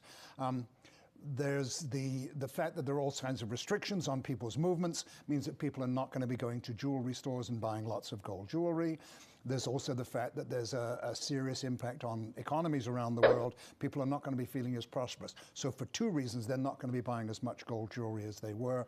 So that could be detrimental to the price. But how much offsetting that is the fact that people are going to be buying a lot more gold as an investment because other investments are looking pretty lousy right now. And how much of gold demand overall, though, is jewelry and physical gold and things like that? Jewelry is anywhere between 50 and 60% every year on a regular basis, but we do get occasional outliers like 2008, 2009, the great financial crisis, when jewelry fell to 45% and investment rose from its normal 25 to 30% to 45 as well. So the 2 were equal at that point. There was an interesting dynamic with gold and the equity markets in, let's say, 2 weeks ago, where we actually had gold prices falling at the same time that risk assets were falling, and it sounded like people were trying to cover shorts. I mean, I'm wondering what was your read on that, and do you think that the traditional relationship between gold and equity prices has actually reversed or gone back to the conventional wisdom with the sell-offs that we've seen in recent days? The first thing I would say is that the conventional wisdom is that the 2 are inversely correlated.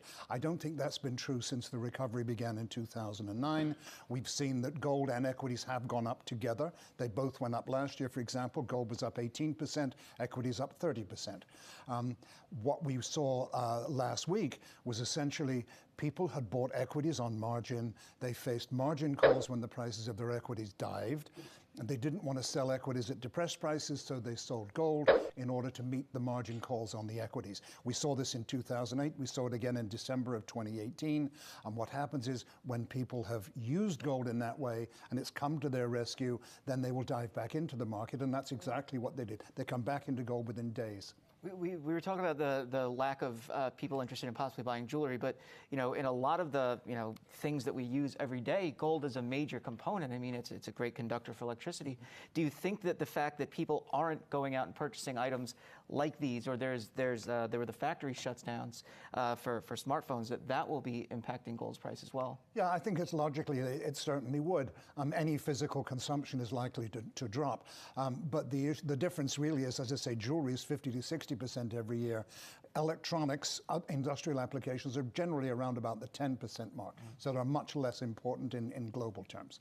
All right. State Street Global Advisors Head of Gold Strategy, George Milling-Stanley. Good to see you again. Thank you, Adam. All right, and we also want to thank Dan Howley and Brian Chung for being with us for the past 90 minutes. Coming up, we've been talking a lot about coronavirus, but we want to take a step back. What is it? Who does it affect? How can you prevent it? We all still have a lot of questions about it. And Anjali Kamlani has been covering it, is going to join us and help answer some of them. Plus, the sell-off continues on Wall Street. We've got all the market action right here on Yahoo Finance as the Dow dips below 24,000.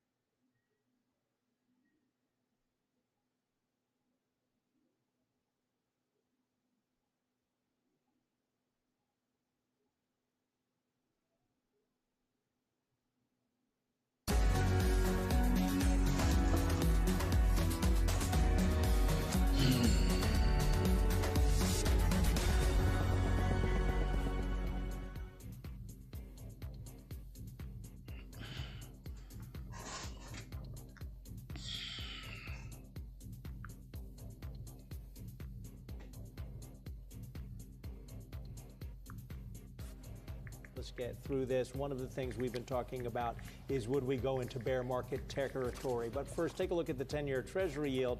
The Treasury yield right now it's actually going up.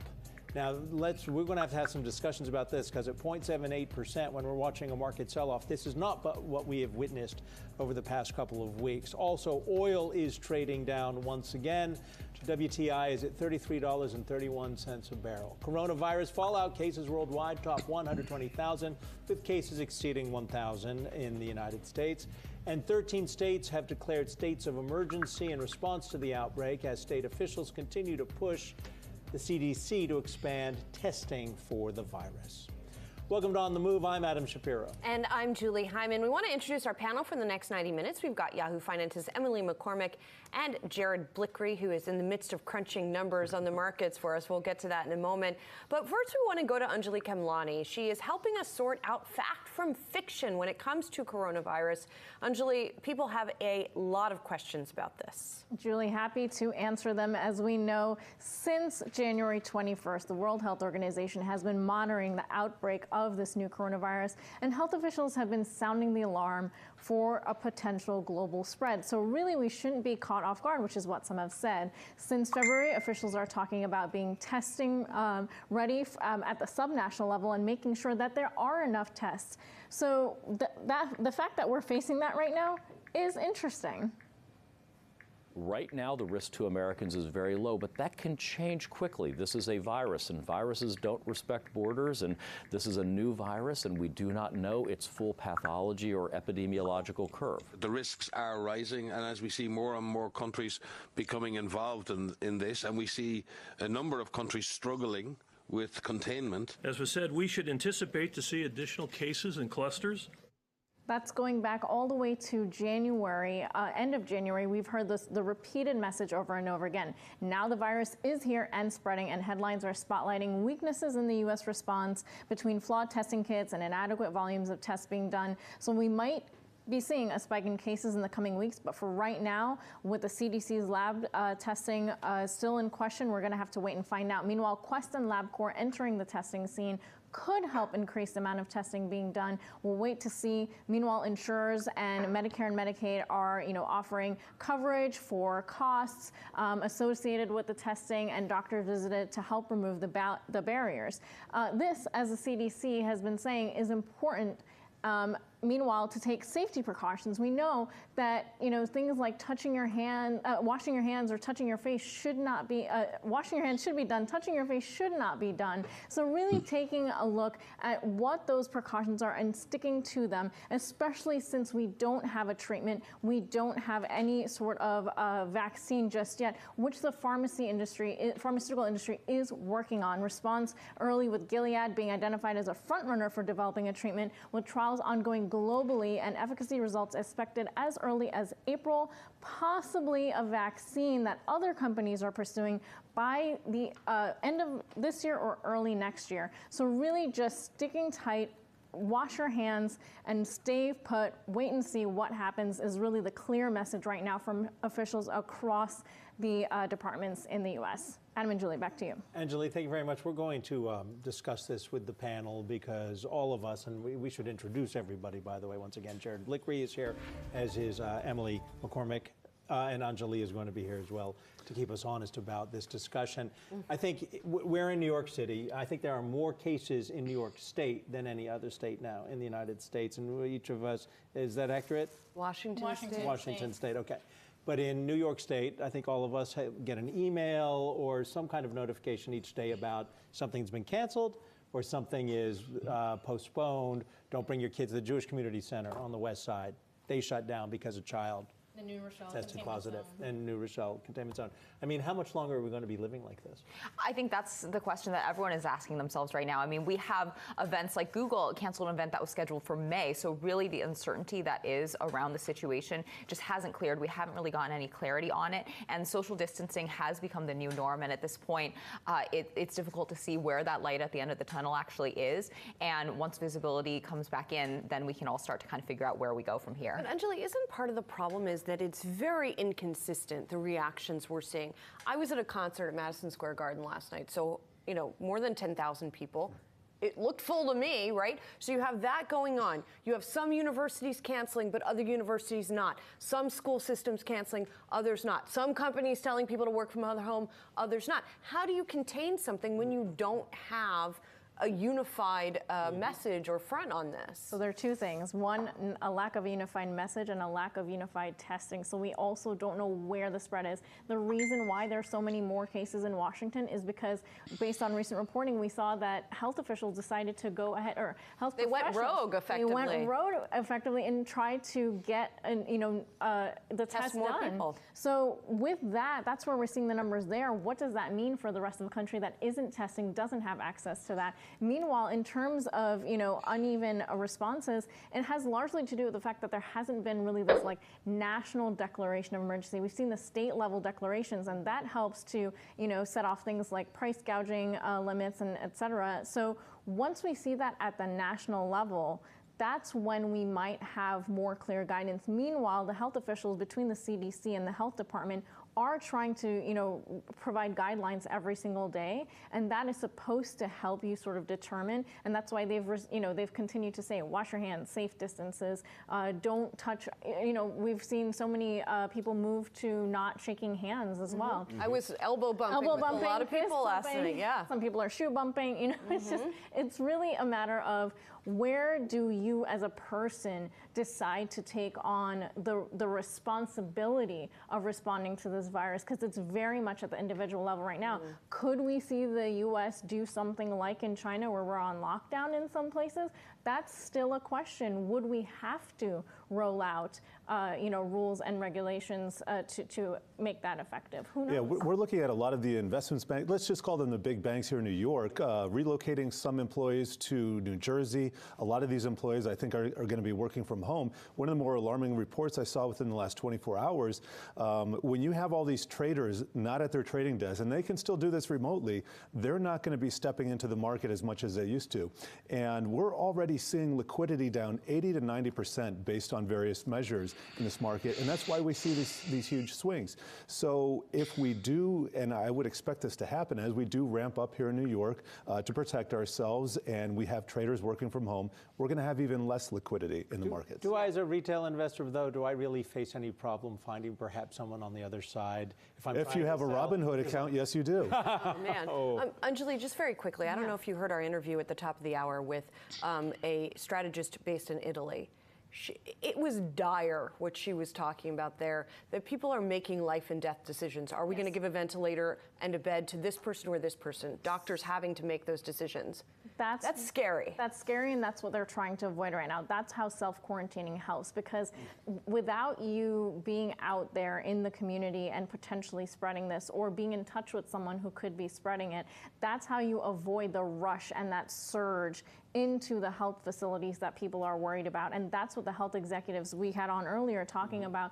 Once we flatten that curve, that's what they're talking about, flattening this curve of a spike and drop off. So if we can avoid that surge, we'll be okay in just treating everyone. But it's a matter of everyone collectively coming together and saying, we're going to respond to this on our own and take the necessary steps. Meanwhile, we figure out what the law of the land will end up being. Anjali, thank you, as always, for helping us make sense of all of this. Coming up, we're going to bring you an exclusive interview with Warren Buffett. Our editor-in-chief spoke to the investing legend about the volatility in the markets and coronavirus. We'll have that for you next. Plus, markets are continuing their sell-off on Wall Street. Let's take a look at the losers on the Dow right now. Boeing sharply lower after saying it's going to have to draw down its entire $13 billion loan.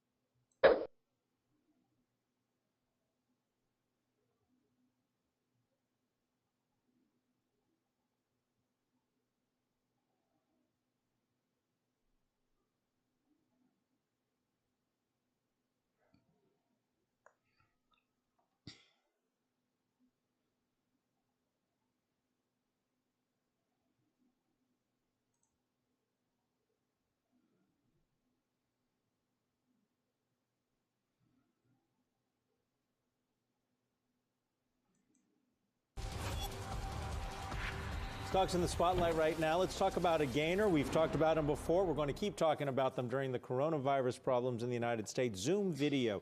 This is the teleconferencing, video conferencing service as people are working from home. We just heard about Google. 100,000 people from Alphabet nationwide. They're going to be working from home. And Zoom, that stock trading higher today. It's up 4% year to date. It's up 65%. So good for Zoom. Now let's take a look at one of the companies that's having trouble. Diamondback Energy. This is FANG is the ticker symbol.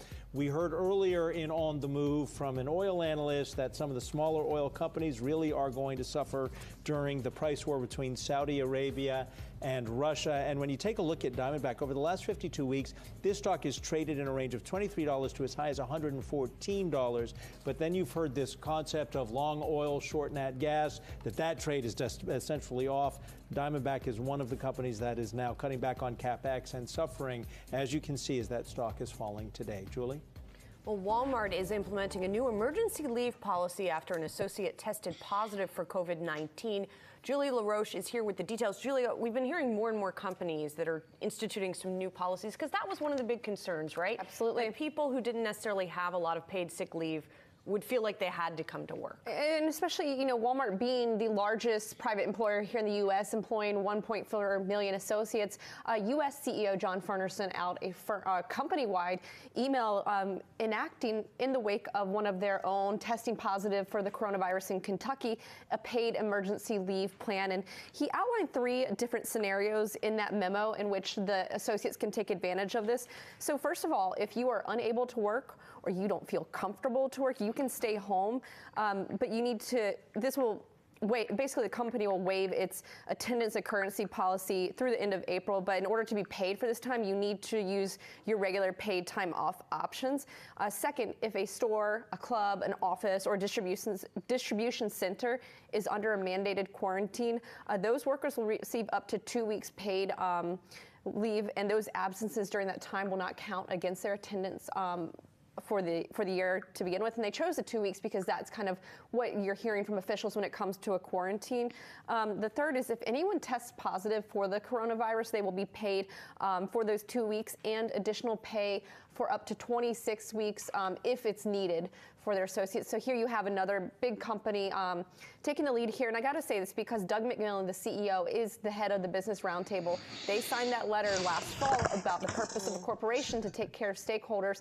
So really this whole idea of stakeholder capitalism that we're talking about is going to be put to a test. You're seeing other companies come out with paid sick leave. This should be the standard. It shouldn't just be a one-off thing. Sure. And to that point, has Walmart received, what has just the commentary been around for timing? Because it did take, it wasn't proactive. It was something that actually came about, this new policy, after one of the associates did test for the COVID-19. So has there been any commentary just around timing for that? I think what I'm hearing, and a lot of it's just commentary I'm seeing online on social media, is they're saying good on Walmart. Good for Walmart for doing this. Because again, if you are, and again, being a part of the Business Roundtable, having your CEO lead that group, you are talking about you have to take care of all stakeholders. That includes your employees and taking care of them. So I think it was a positive step for Walmart. And again, as I was mentioning, I think you're going to see other companies. You already are seeing other companies, whether it's the big tech companies taking care of their hourly employees. Because yes, this is a health story, but it's also an economic story. And you're talking about people's livelihoods that are at stake. So I think you're going to continue to see this trend of other companies step up.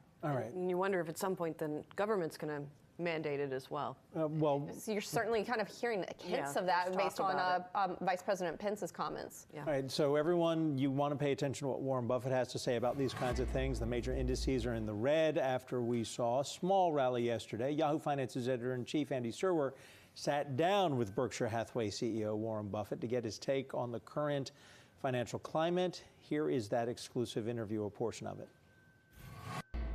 So it's March 10th.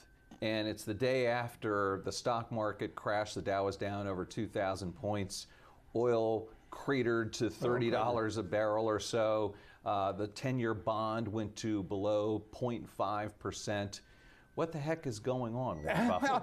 Well, I told you many years ago, if you stick around long enough, you'll see everything in markets. And it may have taken me to 89 years of age to throw this one into the experience. But markets, if you have to be open second by second, they react to news in a big time way. I mean, it's not like the market for real estate or farms or things of that sort. So you have to have a price, assuming, of course, we hit the circuit breaker yesterday. But it still was. It wasn't October 19th, 1987, but it was an imitation anyway. And the combination actually of the coronavirus and what happened with oil over the weekend. I mean, that's a big 1-2 punch. Does this remind you of any other time? Well, I've certainly been a fair number of times when panic has reigned in Wall Street, and October 19, 1987, and the period around it. I mean, there was panic at the close of business on Monday, October 19th. Most of the specialist firms, which were important in those days on the New York Stock Exchange, were broke, and the next morning there was a check due to the clearinghouse in Chicago that didn't get there, and sometime late in the morning, a decision. I think Phelan had made the decision. We're going to stay open, but it was really close. That was, and of course the financial panic. There were. You had 35 million people on September 1st that weren't worried at all about their money market accounts. On September 15th or 16th, they were all panicked. What year was that? Well, that was 2008. 2008. Yeah, so 2008, and you literally had $3.5 trillion in money market accounts, which people regard as the equivalent of cash or a bank deposit. That was half the amount of all the insured bank deposits in the country, but these weren't insured. And literally, I remember it because all my friends had money market accounts. I didn't have one, but I was at a party, and a birthday party, and that's all they talked about. I suddenly became very popular. I was like a sports hero or something there for a very brief period of time. And of Hank Paulson, they had 175 billion of withdrawals in a few days. That's when. I think anybody that knew what was going on panicked, basically. And Hank Paulson did the very gutty thing of using, I think, the Exchange Stabilization Fund that was set up in the 30s because of the revaluation of gold. It had nothing to do with this, but he stepped in and $3.5 billion worth of deposits fell, or trillion, I should say, of deposits felt a whole lot better. If that move hadn't been made, because those funds held all the commercial paper, and you couldn't roll commercial paper, everything had come to a stop. And that was much more scary by far than anything happened yesterday. So you want to stay with Yahoo Finance. We have much more from Andy Serwer's exclusive interview with Warren Buffett throughout the day right here on yahoofinance.com. Coming up, the wild week for stocks, or couple of weeks for stocks, is continuing as we see a sharp decline today after yesterday's rally and Monday's rout in stocks. We're going to bring you the latest on the market action right after this.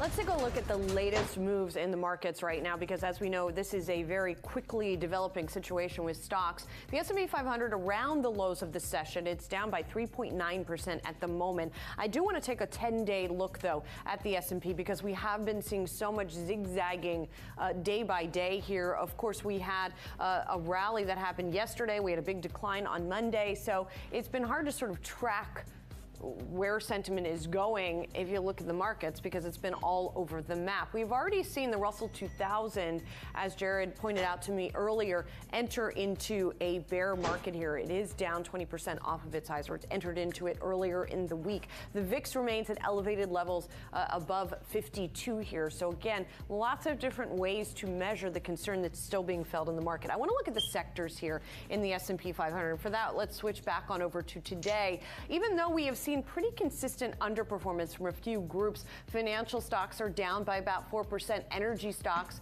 are down by about 4%, but actually we're seeing some of the more defensively oriented groups sell off the most today, interestingly. Real estate down by 5% here. We've got utilities trading lower by 4.5%. These tend to be the groups that people go to when they are feeling more nervous. That is not what's happening in today's session, but really all of the groups in the S&P 500 are down by at least 3% or more. So a lot of areas of concern being expressed by investors. If we look at the trending tickers today, Boeing is leading the list here. That's after the company said it was drawing down its entire about $13 billion loan. And so that is getting hit on the basis of that. A lot of biotech stocks continue to be on the watch list as well. Adam? Julie, it's time for On the Call. We're going to check in with Wall Street analysts on the biggest stock stories of the day, and we're watching energy companies. Is Cowen downgraded multiple oil and gas companies after OPEC failed to strike that deal on production cuts? Joining us on the telephone to discuss this is Cowen senior analyst Gabriel Dowd. Thank you very much for being here. You talk about the goalposts being moved. Can you help us understand, in the old days, maybe a month ago, a year ago, people would have been, as we said earlier in the program, long oil, short nat gas, but that's totally been, that whole kind of trade strategy has been totally blown up. Are we going to see a collapse in price, not only in oil, but nat gas continue for several months? Sure, and my pleasure. Thanks for having me. You could certainly see oil continue to drift lower, particularly as Saudi obviously is talking about ramping production up to 12 million barrels per day from sub 10 million barrels per day on, as you mentioned, the breakdown in the OPEC Plus agreement between OPEC and Russia. But this could, as you mentioned, potentially be supportive of natural gas prices. I'm sure, as you know, gas production is associated with oil, and as producers potentially lay down activity, which we've already seen in oily focused basins, that could actually have a positive impact on the supply side of natural gas as natural gas volumes continue to move lower. And you could potentially see a situation where 2020 natural gas is actually undersupplied by a significant amount, which follows many years of oversupply, as you mentioned, as a number of operators. And U.S. natural gas production has overall grown at a significant clip since the shale revolution began in about 2008, 2009. Gabriel, you say in your note today we're far from the shale low. Are we going to see a wave of bankruptcies like we did in 2016, default? Is that kind of carnage coming? Yeah, Julie, it's a great question. And yeah, I think in short, we do expect a number of restructurings to take place similar to 2016. It could be even worse to the last time oil touched these lows in early 2016, because as you remember, in 2016, capital markets were extremely supportive of the sector. There was a record amount of equity raised across the space in 2016, which helped recapitalize balance sheets. And we think this time around, capital markets will be less supportive. We think effectively the equity markets and even the debt markets are closed for most operators. You did see a number of debt issuance earlier this year or a couple months ago from what would be kind of characterized as some of the top and high quality producers. But more or less, capital markets are closed, and if oil prices were to persist in this $35 to $40 barrel range over the next couple of years, you could certainly see a wave of bankruptcies accelerate, and you could certainly see more than what we saw in 2016. Jared Blickery here. We have the Saudis threatening to crank up production to 13 million barrels a day from just below 10 in the recent months. You got the UAE cranking up to 4 million. Is this a bluffing game? Are they actually going to come through with these production increases? And how long can it continue without seriously impacting oil prices? Sure, and not trying to get into the heads of foreign leaders, but that's the talk coming out of OPEC and the UAE and Saudi right now.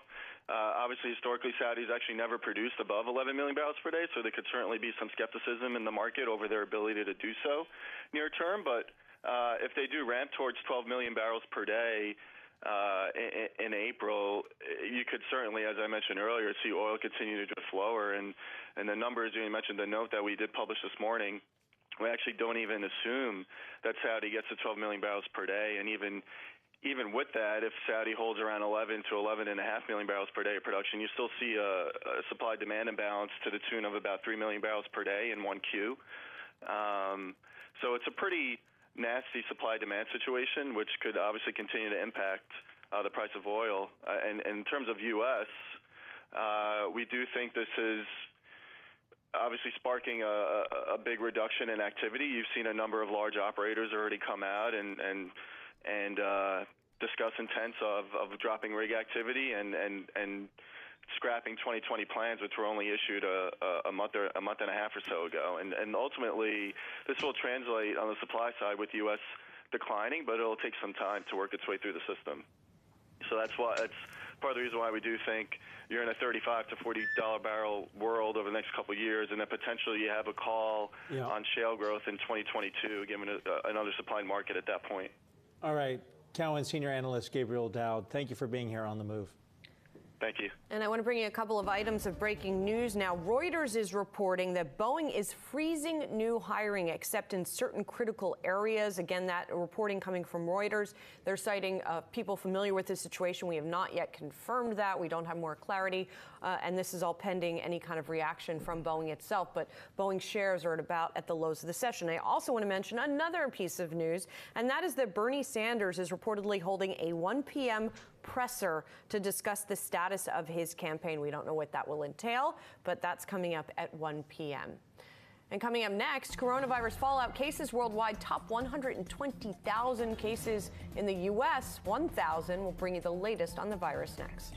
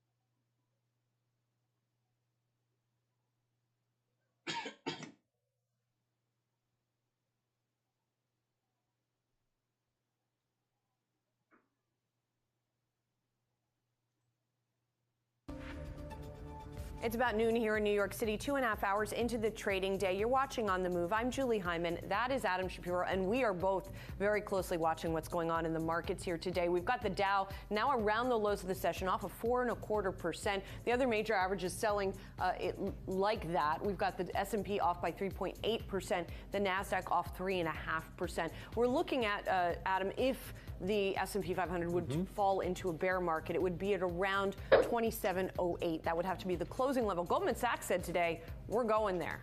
We've been talking about going there. We're not there yet, but it could happen. Hey, man, thanks for stopping by, bro. I'm about to go for a We've run been talking myself, a lot really. about the price war between Probably in Saudi like 30 Arabia minutes. and I don't know if Russia you're coming back or regarding not. oil. But take a look at what's going on where we are. There we go. With energy. We just had a guest on from Cowen who was talking to us about this whole trade strategy. You go long oil, short nat gas. Well, we're watching oil prices collapse, right? So we're expecting rig counts to drop and production in the United States to drop. Eventually, though, one of the offshoots of going for oil is you get nat gas. They're expecting that you might see prices go up for nat gas, but the question becomes, how long? So do you really want to be short nat gas or not right now? But you can see the sector as a whole, energy, is just down, and this oil price war is what's causing that. It is. And just quickly, can you hit the airlines tab for me down there? Because even as we see these oil prices pull back, as we've been talking a lot about, the airlines continue their collapse in their stocks because great if you have lower oil prices, but A, you're hedged already, and B, nobody's flying on your plane. So we've got American, for example, down another 8% today. That appears to be among the steeper declines that we're seeing among the airlines, but still, sentiment obviously very poor. All right, as we take all of this into consideration, we saw the Dow fall below 24,000, stocks falling today. All of that optimism over a potential payroll tax cut, that seems to be gone at this point. Take a look at the UK, the Bank of England slashed rates as it tried to protect itself from the impact of the coronavirus. We obviously have team coverage for you to break all of this down. We're going to start with Yahoo Finance's Inez Ferre at the New York Stock Exchange. We also have Oscar Williams-Groot in London, but we do kick off with Inez. And Adam, we are at the lows of the session, around the lows of the session, with all the sectors being in the red, being led lower by real estate. And traders here are saying that there is just so much uncertainty about a fiscal stimulus plan and initiative. And there will be a meeting today with Wall Street executives in Washington. They will be paying close attention with what happens in that meeting between executives and President Trump. If we take a look at the Dow laggards, the one that's losing the most right now being Boeing down sharply, down around 11% after a report that the company will draw down its entire $13+ billion loan. Also, a Reuters report saying that the company is freezing hiring except in essential, certain critical areas. Boeing right now is trading at levels it hasn't seen since 2017. One last note is that traders will be paying attention to Monday's lows to see if we end up above Monday's recent lows. If we do, one trader here telling me that would be a silver lining. Perhaps we have found a temporary support in the market. Now we go to Oscar in London. Thanks, Inez. Well, the markets continue to sell off here in Europe. The FTSE 100 is now down about 1.33%. It had been up over 1% this morning, but the sell-off has been sparked by this huge sell-off we're seeing in the US.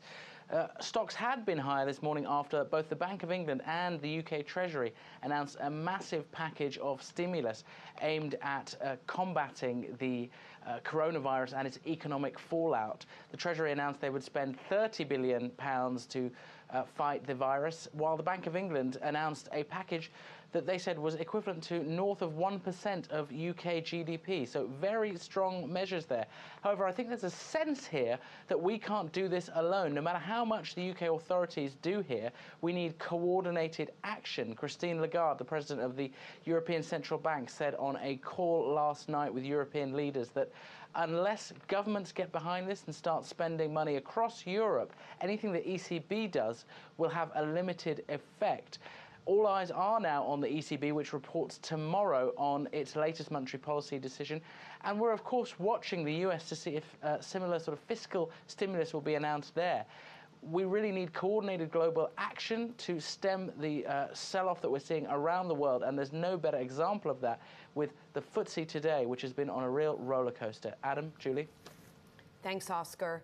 Let's dive into the market reaction to coronavirus and to all that you've been hearing about this stimulus. With us to discuss is Peter Cheery, he's Academy Securities Head of Macro Strategy. We also want to reintroduce our panel for the next hour, Yahoo Finance's Emily McCormick and Jared Blickery. Peter, it's great to see you. So as we see this stimulus coming from the UK, I believe, alone in terms of its coordination with monetary and fiscal stimulus, are we going to see that have to happen in other places? And then what effect is that going to have on markets?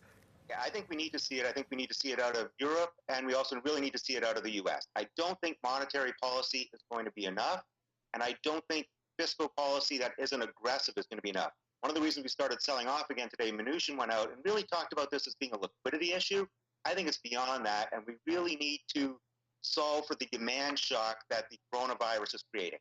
When you talk about solving for that demand shock, are you looking for the kind of stimulus that's being bantered around, some kind of what we got the last time? We got the check from the IRS, or maybe postpone tax deadline April 15th? Or are you looking for Congress with some kind of maybe $300 to $500 billion injection? Because they do not move fast on Capitol Hill. Correct. I think we need one immediate injection into the healthcare system, right? Make sure we're spending on healthcare, make sure there's enough money there. I think that's step one. I also want to see some regulatory backup, and we're starting to hear that, right? Gilead is being able to test some of their drugs under kind of more emergency circumstances. I think those are the right sort of steps. I do think we should get some sort of tax cut. To me, what I'm really looking for, though, is some way to make sure that we can get lending into small businesses. I think small businesses are most at risk here. And the other part that we could have a once-in-a-lifetime maybe opportunity is really fund people to bring their supply chains back to the U.S. Peter, I want to pivot a little bit and talk about corporate earnings, because right now we haven't necessarily seen those expectations come down, particularly for Q2, Q3, and now as this coronavirus outbreak continues to spread, we're starting to think that this might actually spread into these next quarters. So, when do we start to see analysts be able to assess the potential damage, and what, degree of decline in earnings would be expected and attributable to this outbreak? Now, I think it's going to take another few weeks for us to figure this out, right? We're just starting to see all these closures go on in terms of schools and businesses trying to redirect people. So I think we need to get a sense of, A, how deep those are, what that actually does to the economy, and how long that's going to last. And I do think, though, you are starting to see some rational, right? I know you just in the earlier segment talked about the energy businesses getting hit, travel businesses. I think you're seeing, though, some of the tech companies weather the storm a lot better. Partly, if we are moving towards more of a remote working environment, the tech companies should do well. And let's not forget, they are mostly sitting on a lot of cash that can be used for share repurchases. So I much prefer the tech sector right now at these stages, and I want to see clear signs from the U.S. government before I'm willing to kind of venture into the more risky areas. Right? Hey, Peter, it's Jared Blickery. I want to ask you about the bond market. We've seen U.S. Treasury volatility just go crazy, although the MOVE index is coming down right now. How much of is this impacting corporate issuers, both in the IG space and high yield? Yeah, first, I've never seen liquidity like we are seeing it now in the bond market. It's literally non-existent in the Treasury market, where things would trade typically in a quarter tick, which is a fraction of a 32nd. You're now seeing half-tick sort of market. So liquidity is abysmal, and that's in the quote-unquote on-the-run treasuries, the 5-year, the 10-year, the 30-year. The off-the-run is even worse. So I think we've lost a lot of liquidity, probably blame Volcker rule and some other rules that I think were misplaced to begin with. But that has created so much volatility in the treasury market, it's very hard to get corporate things done. A couple companies came yesterday. The encouraging part is the coupons they got were the lowest coupons you're seeing on record for corporate bonds. So I think if any amount of stability, you are going to see a lot of investment-grade issuance because they want to take advantage of these low yields. Again, that will be good for them because that will reduce their interest charges. So, Peter, what's the feedback loop then going to be for stocks here as we see maybe a little bit of creaking open of the corporate debt market, but not much as you paint it? Are we going to go into a bear market here, and what does that scenario look like for investors? I don't think we are. One thing that, people talk about how rapidly spreads have widened, and this has been one of the biggest gaps we've seen, either European financial crisis or even our own. I think the market is very different, right? We've gone back to many of the holders are buy and hold, so I don't think we're seeing that forced selling pressure. So I think with a couple days of sustained market prices and stability, we can do okay. We need to see these new issues come because I do think there will be a lot of new issuance. That has to get digested. But from there, I think we're fine. Again, we're talking potentially 1/4 of an earnings hit, and we're not even sure if that happens yet. So I think it's way too premature to be talking about recession or any sort of corporate credit issues. I'd continue to avoid some of the single B credits if you're looking at that. But having said that, I put some money into the high yield market and to tech earlier this week. Peter Cheer will be checking back in with you to see what you continue to do. Academy Securities Head of Macro Strategy. Thanks you. For having me. Saudi Arabia adding fresh pressure on oil prices by instructing its state oil company, Saudi Aramco, to increase its maximum production capacity. It's the latest ramp up in an all-out oil price war with Russia after they refused to deepen and prolong joint supply curbs with OPEC. With us to discuss this is Edward Bell, Emirates MBD commodity analyst. And one of the questions that was brought up in a previous discussion about this, Edward, is do the Saudis have the ability to sustain pumping? Was it 12 million barrels? They threatened up to 13 million. Up to 13 million, but they've never gone there before, can they? Yeah, certainly Saudi Arabia has always had a maximum capacity of around 12 million barrels a day. And the announcement that we saw that they're planning to actually supply the market with more than that would suggest that they're going to be drawing down on some of their own domestic inventories of crude. So for Saudi Arabia, hitting 12 million barrels a day is certainly a realistic prospect for the next couple of months.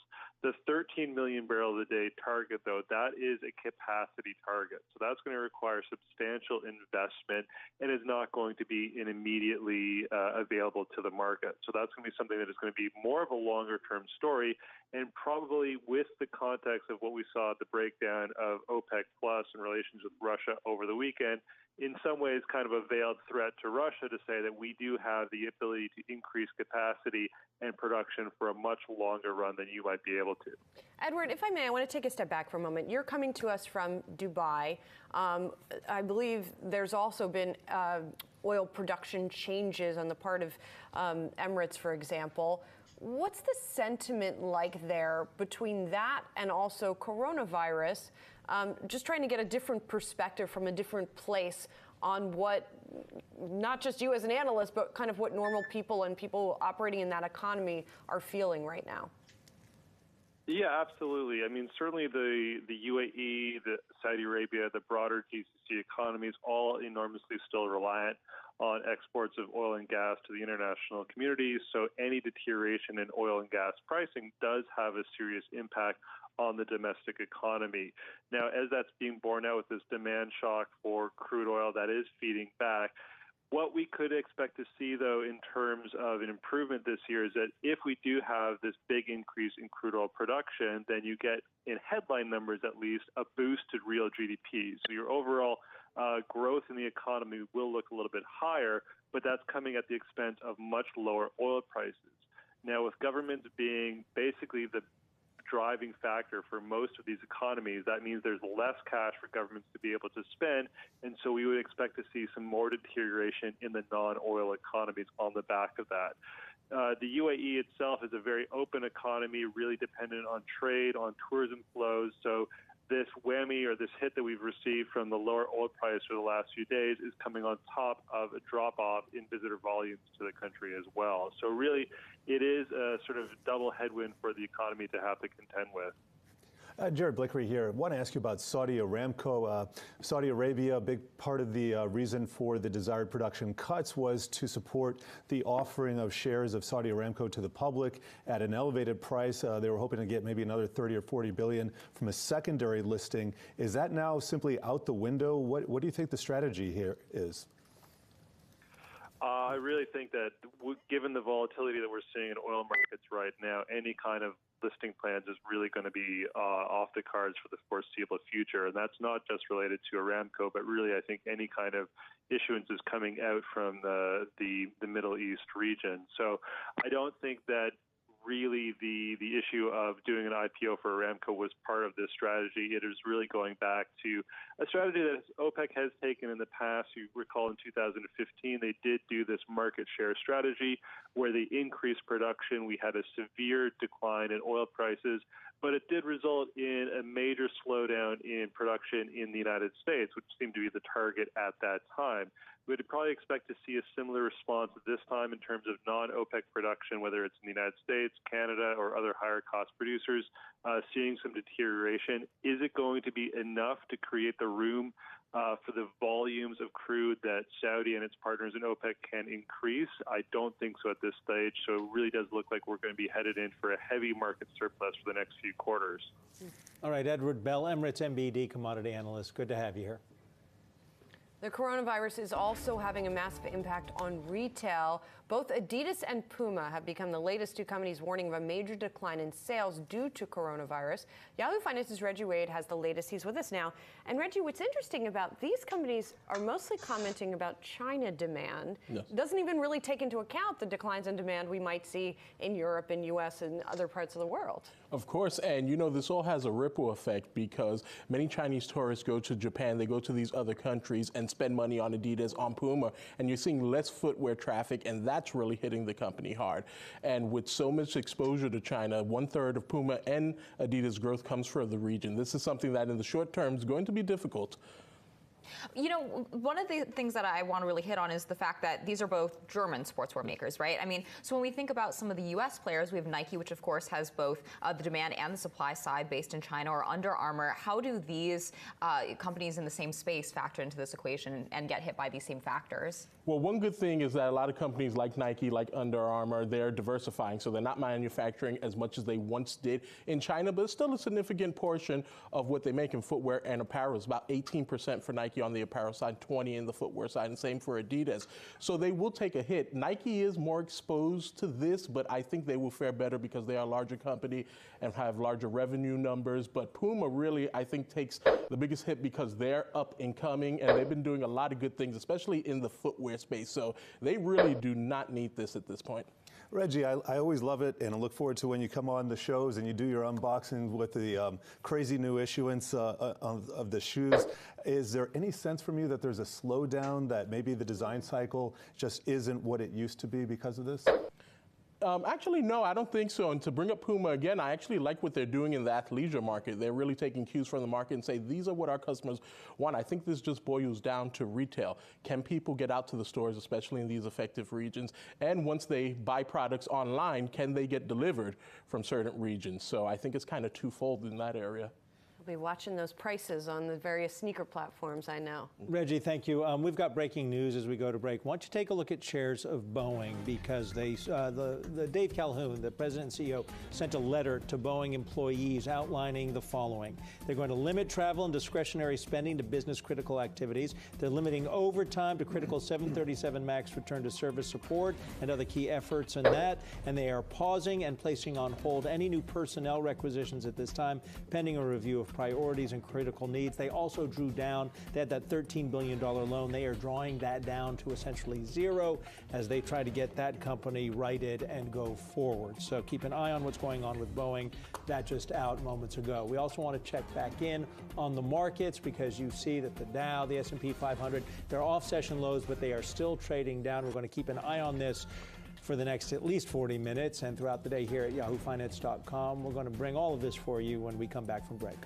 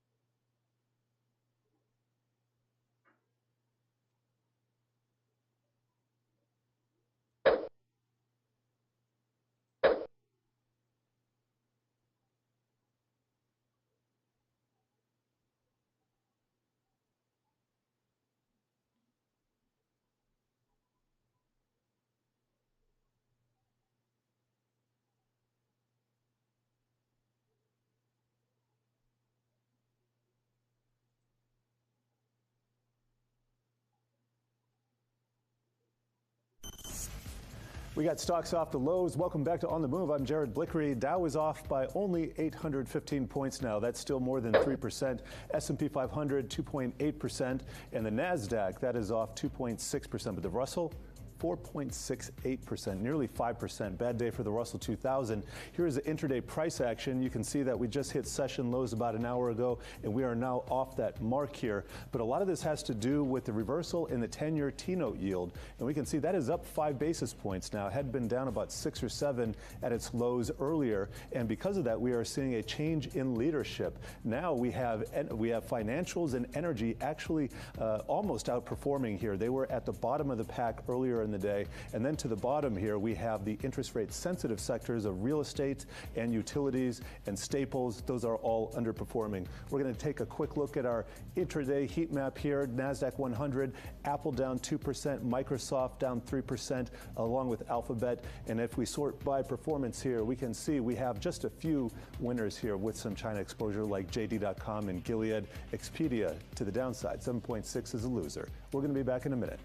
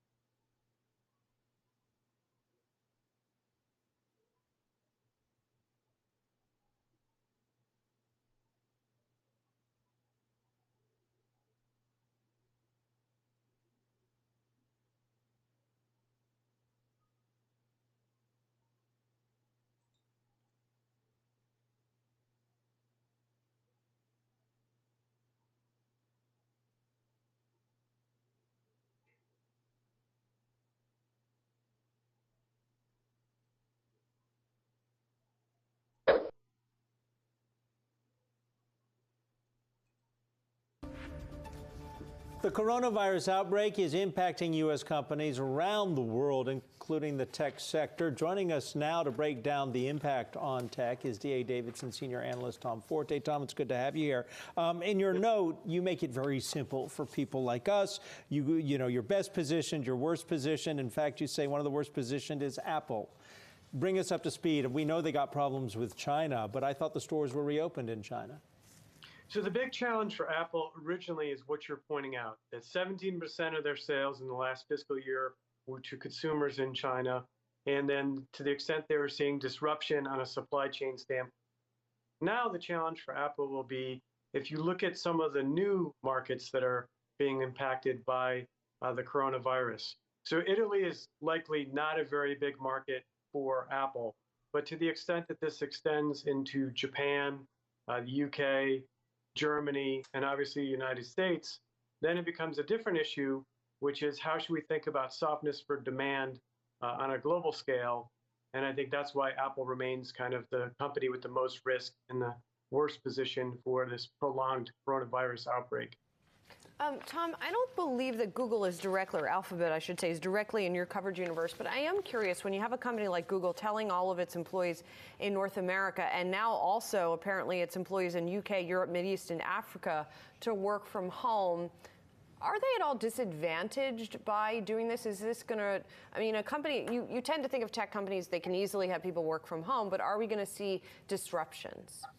So, great question, Julie. The way that I would think about it is, as these companies advance their cloud computing efforts, you think of Amazon and Microsoft and Google, and to the extent those efforts are employing an enterprise sales force, then I think there could be some impact on the margin.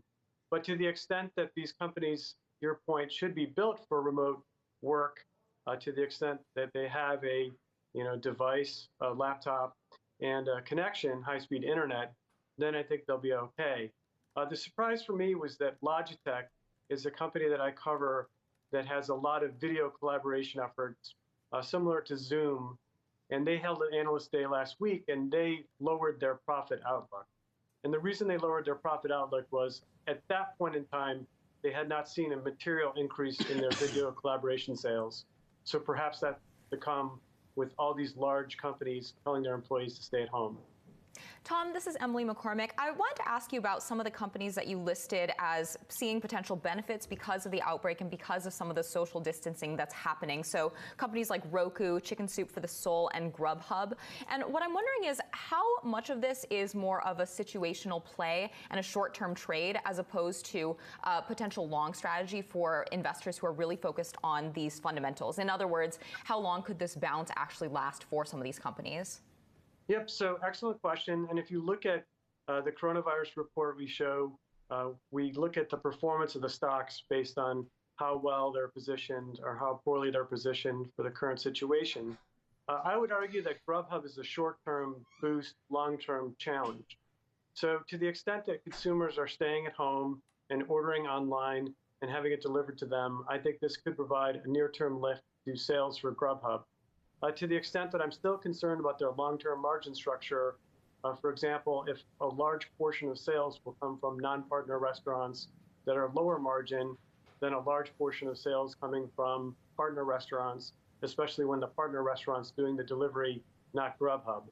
For Roku, I would argue that they benefit near-term and they benefit long-term.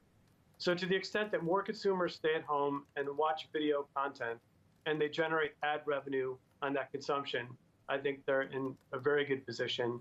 And then stepping back a minute, to the extent that new subscription video on demand services launch, such as HBO Max and Peacock by NBC Universal, and to the extent you have this secular shift in over-the-top viewership, I think they stand to benefit both near-term and long-term.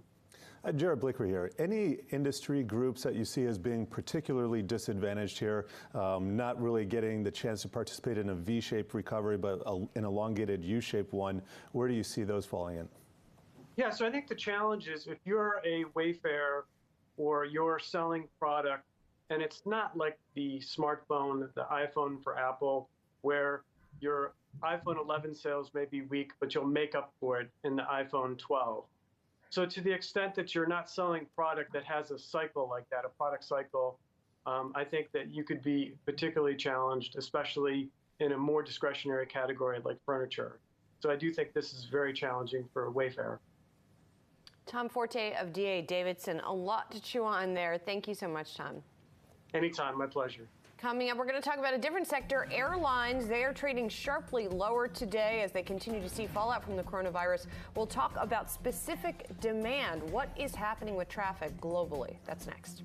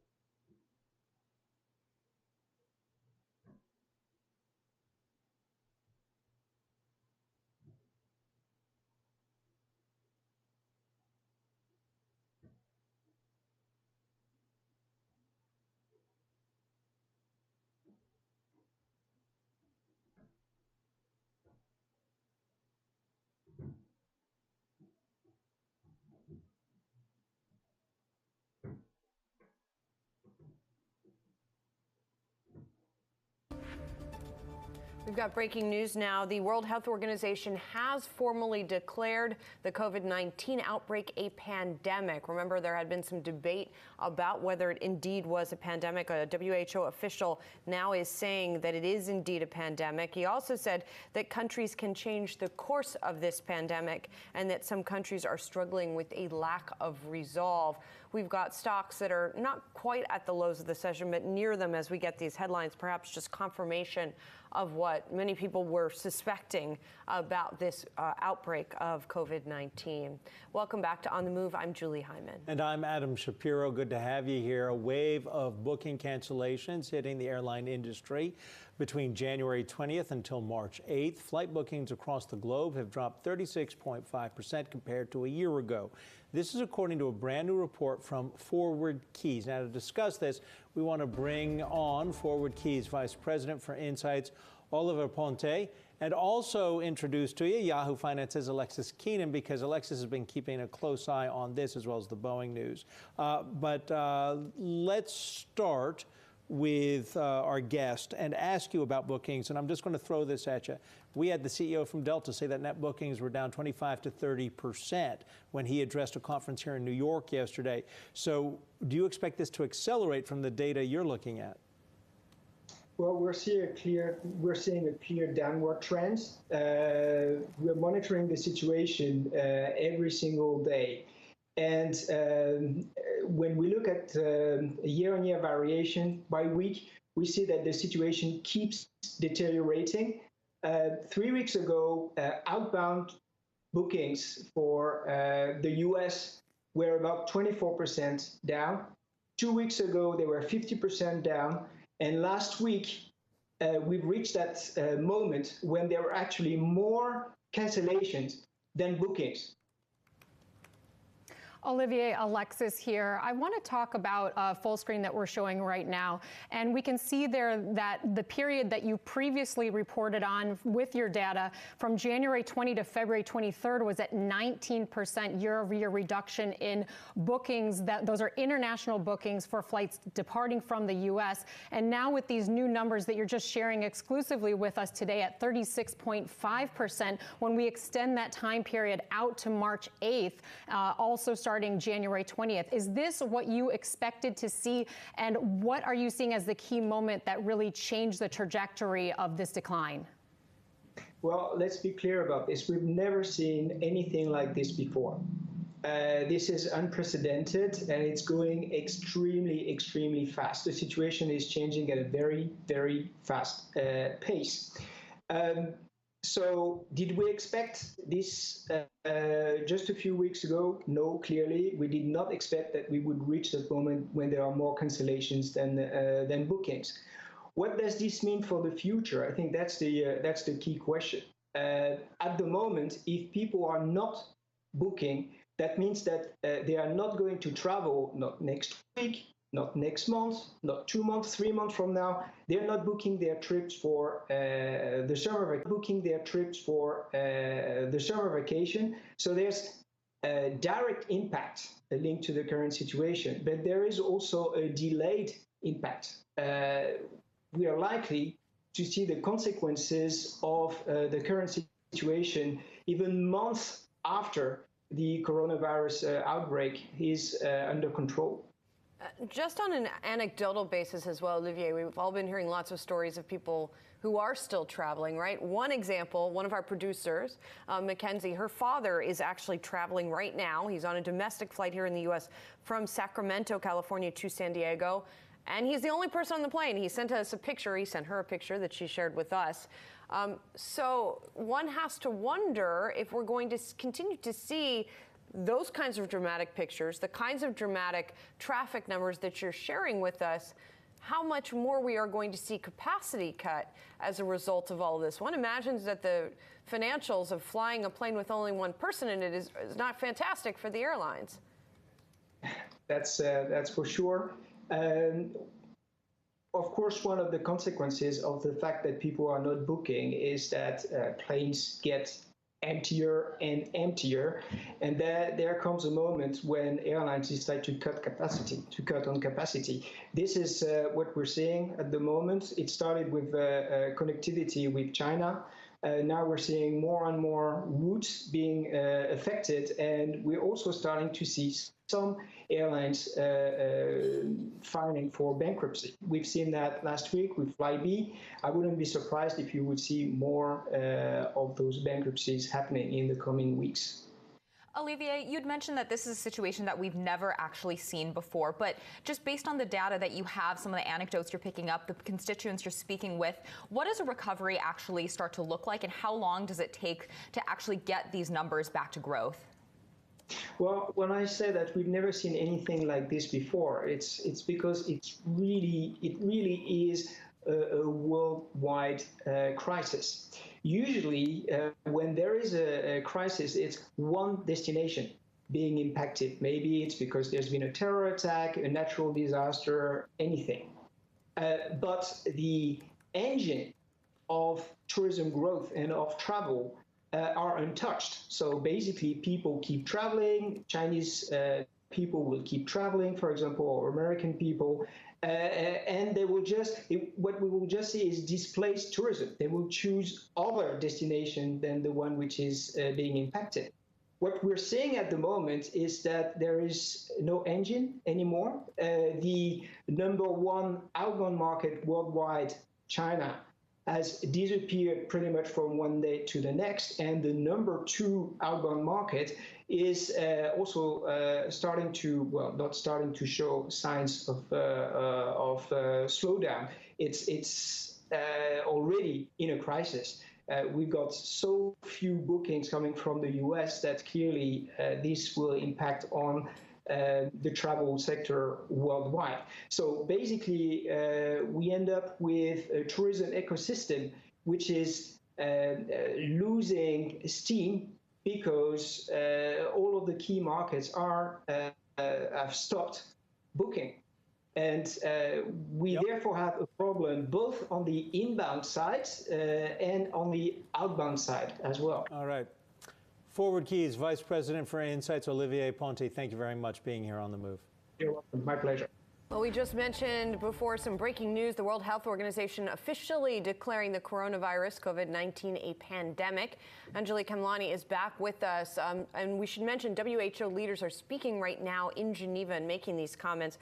Anjali, what does this mean? What is a pandemic versus an epidemic? And what is the significance of this designation? So right now we're looking at really the World Health Organization saying that this is a uncontrolled breakout right now. We know that even though we've had some really good news from South Korea and China in the past couple days with reductions, really looking at possibly, a global, much broader global spread than we once thought. There have been concerns from the beginning about where exactly, the virus has spread to, whether or not it reached countries like Africa, where there is known continents like Africa, where there is a lot of volume of travel back and forth, but they may not have the capabilities for testing. And so that continues to be a concern. Where are these cases existing that are not showing up? Meanwhile, countries like the U.S. are struggling to contain. Italy, we know, is having its own issues as well. So looking at that broader picture,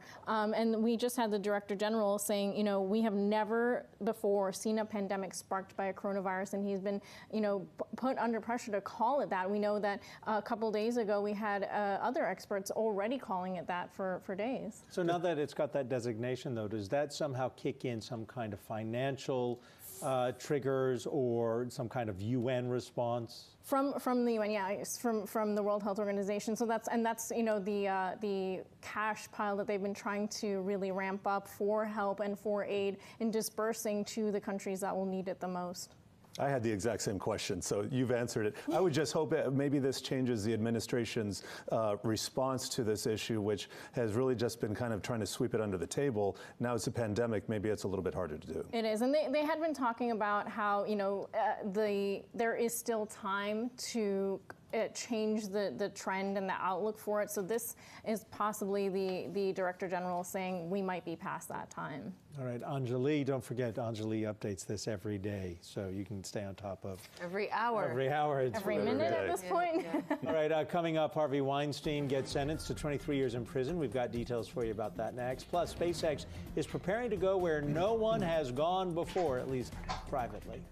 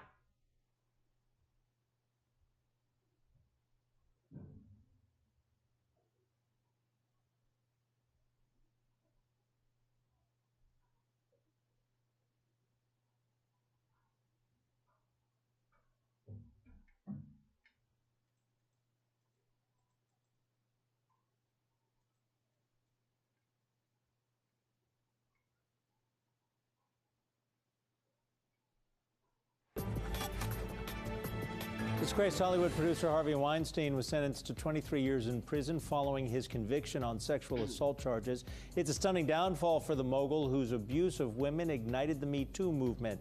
Weinstein's lawyers had previously asked for a 5-year sentence due to his health and age. South by Southwest will honor tickets for the canceled festival at a future date, but will not issue a refund to those who bought them. The annual festival is among several nationwide that have canceled because of the coronavirus. Its policy states South by Southwest does not issue refunds under any circumstances. President Trump endorsed former Auburn football coach Tommy Tuberville, who is running to become a U.S. Senator from Alabama. Trump snubbed his former Attorney General Jeff Sessions, who is challenging Tuberville later this month in a primary runoff. SpaceX President and COO Gwen Shotwell says the company plans to launch astronauts into space this coming May. SpaceX will rely on its reusable Crew Dragon capsule to take astronauts into orbit once it gets final authorization from NASA. The capsule is modeled on SpaceX's Cargo Dragon capsule, which has already delivered supplies to the International Space Station. Well, consumer prices rose in the month of February, but not by much. The U.S. Bureau of Labor Statistics reported the consumer price index ticked up 0.1% last month, matching its January increase. I want to talk more about what's going on with the consumer right now. Our next guest is joining us from Delray Beach, Florida. Neil Schwartz is Prosper Insights and Analytics Analyst. Neil, thanks for being here. This, even as we see more and more consumer-facing events be canceled, more universities closed, Chicago just canceled its St. Patrick's Day parade. So a lot of big events being called off. Talk to me about what you measure there at Prosper and how you're trying to get a handle on reactions to the COVID-19 outbreak and what might result from it. Sure. First, thanks for having me on today. Prosper Insight and Analysis does a monthly consumer study of over 7,500 consumers ages 18 years and older. We've been doing this study now for 18 years.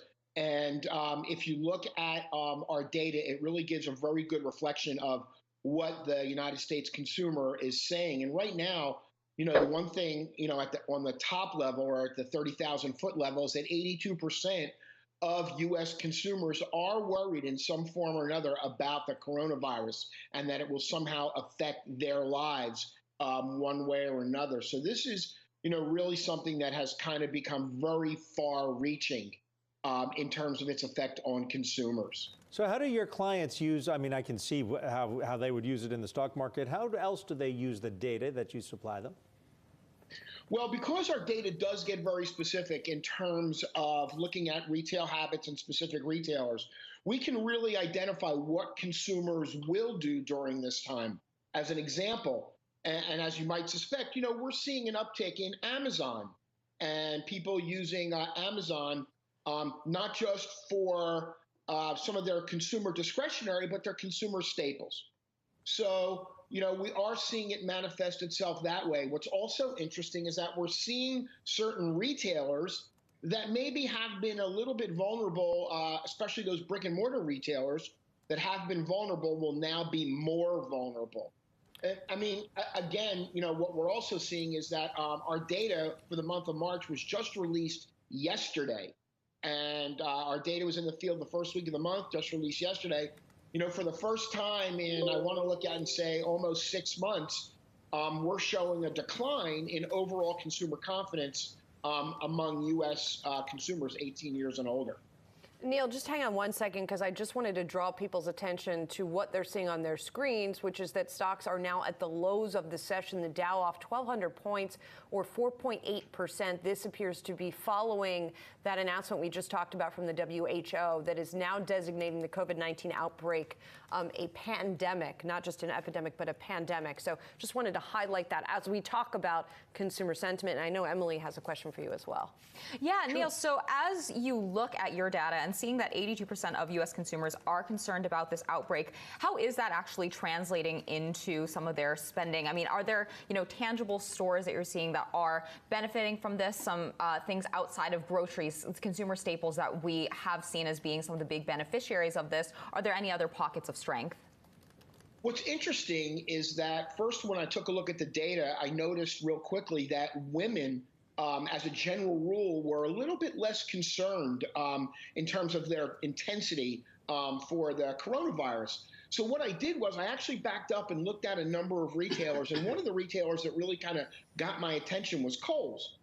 When I looked at the Kohl's shopper, and of course the Kohl's shopper being predominantly women, I did see that the Kohl's shopper looked to be pretty consistent and looked as though, there was not going to be that big of a downturn, even though Kohl's shoppers are, as a general rule, concerned about the coronavirus. But stores that were mall-based, specifically I can talk a little bit about Macy's, JCPenney, that's another story.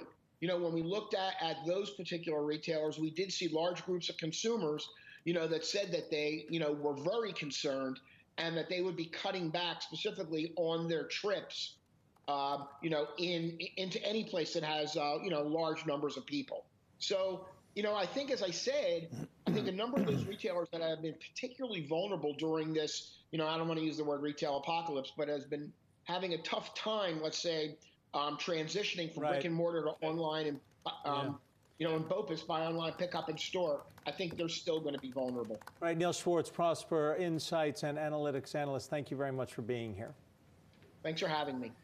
Well, coming up, as we've been discussing, the World Health Organization has officially declared the coronavirus a pandemic. We have been seeing stocks fall to the lows of the session in reaction to this and really seeing risk off across assets. We will continue to monitor that and talk about potential government action and what will be the continuing market reaction right after this.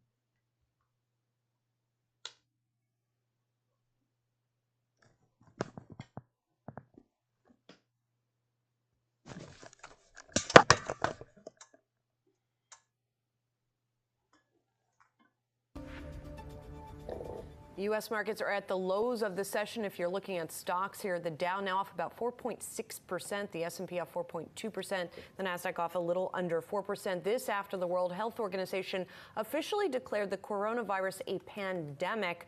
Also getting some other headlines from the WHO in their press conference here. They are saying that this is not the time for countries to move to mitigation only. All countries need to review their virus strategy right now. Here with us now to discuss all of this, Chris Campbell, Duff & Phelps chief strategist, as we see this steep sell-off once again in the markets.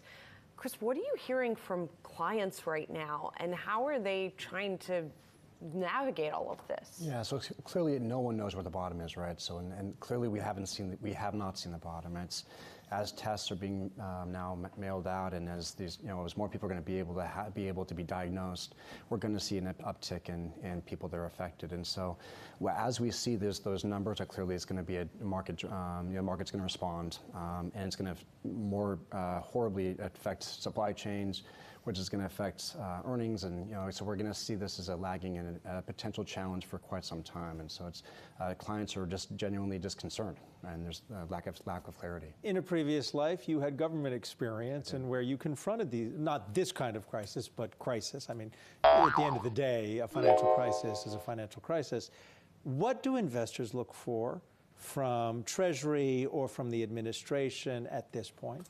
Yeah, so look, I think looking back on this, I think that when we're post this crisis, I think it'll be, we will see that the Fed made the right move moving early and decisively, and clearly, trying to ease the markets, ease the credit markets, and try to find ways of, suggesting that they're in charge and they're in control of the monetary policy.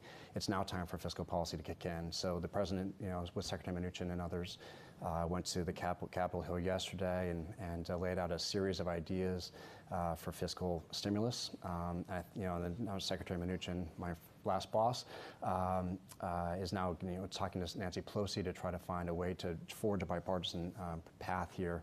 What I really genuinely hope doesn't happen is that this gets mired in politics, where the Democrats or Republicans both see some political advantage of seeing the economy stall for some period of time.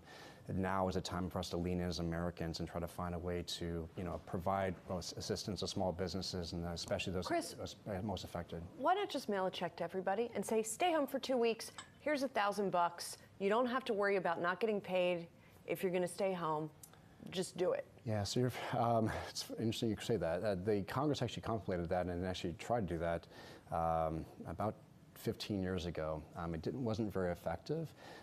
We have seen some mild, some temporary payroll tax holidays be effective because there's so many people employed now, and so many people are. But not everyone's even subject to payroll tax. No, I understand that, of course, and so there's that, and coupled with other additional stimulus packages that would help those the lowest earners would be helpful. So paid family leave.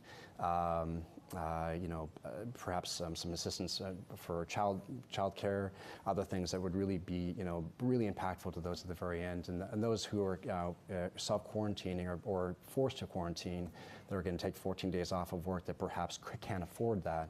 They need some assistance as well. Literally 20 seconds. What's the most common question you're getting from your clients at this point? What the president and Secretary Mnuchin are going to do next, and what HHS and others are going to be doing to help get our arms wrapped around this, and so that we can actually get in a place where this is not going to affect the United States as a country. All right, Chris Campbell Duff and Phelps chief strategist. Thank you for being here. Thanks. Thanks, Chris. And we want to thank Emily McCormick and Jared Blickery as well for helping us navigate these past hour and a half of trading as we see stocks once again fall to the lows of the session. Remember, if we were to go into a bear market, the S&P 500 would have to close at 2708, I believe, is the number that Jared shared with us earlier. So we are not there yet, even though Goldman Sachs says we're going to get there. So something to continue to watch here as we try to trade these markets. And of course, we did break 24,000 on the Dow about an hour and a half ago, and we are now below that. You can see 23,823. Wi-Fi PM has got all of this in its sights, and they're going to help guide you through the next hour of trading here on yahoofinance.com.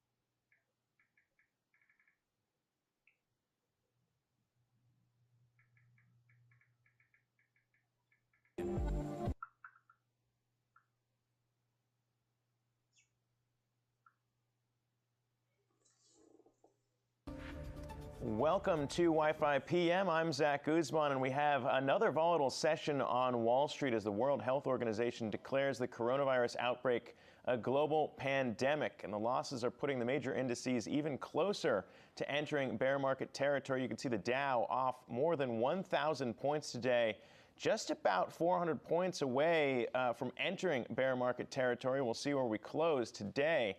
Meanwhile, oil prices are sinking again as the EIA slashes its 2020 forecast for West Texas Intermediate and Brent crude oil prices by roughly 30%. You can see crude trading at $33.80 a barrel. Joining me on today's show is Yahoo Finance's Sabeel Marcellus, along with personal finance expert and the author of Debt Free Degree, Anthony O'Neill, back with us in studio. And guys, the volatility continues today. We'll see where we close, but potentially knocking on the door of bear market territory. And right now, all the focus continues to be on coronavirus cases here at home, now topping 1,000 in the U.S. as Europe also struggles to contain the outbreak.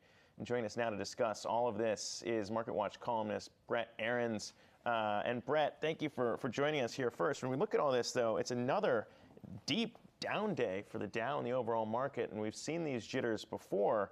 But what do you make of the way that this continues to be a yo-yo effect of up and down as we wait and see what kind of stimulus measures could be put in place to restore confidence? Well, I got to tell you, I don't think I've ever seen markets quite act like this. This is a new one. The down followed by the up. Now, I'm old enough to remember the day-to-day of the 2008 crisis, and that was pretty dramatic. But I think the fact that it's been such a push-pull between the bulls and the bears is quite distinct. Now, you always have big up days during bear markets and crashes and whatever you want to call them. Sure. So that doesn't necessarily preclude that this is going to get a lot worse. But it is very interesting that you've got this battle, this one way and the other. I mean, I guess I would say, look, the downs are bigger than the ups. We're getting bigger falls than we are rallies. So if you were betting on trends, you would probably bet that this is going to go lower. Yeah, and that's what we've heard from a lot of analysts as well when we think about what could happen if this means we're heading into a bear market right now or if it's just kind of choppy trade. When we talk about those updates, though, most of those have been sparked by updates we've gotten out of the White House or out of other policy advisors. When we look at Vice President Mike Pence, he's scheduled to meet with hospital executives any minute now, and President Trump is planning to meet with Wall Street leaders later this afternoon, potentially to talk about what updates we can get there in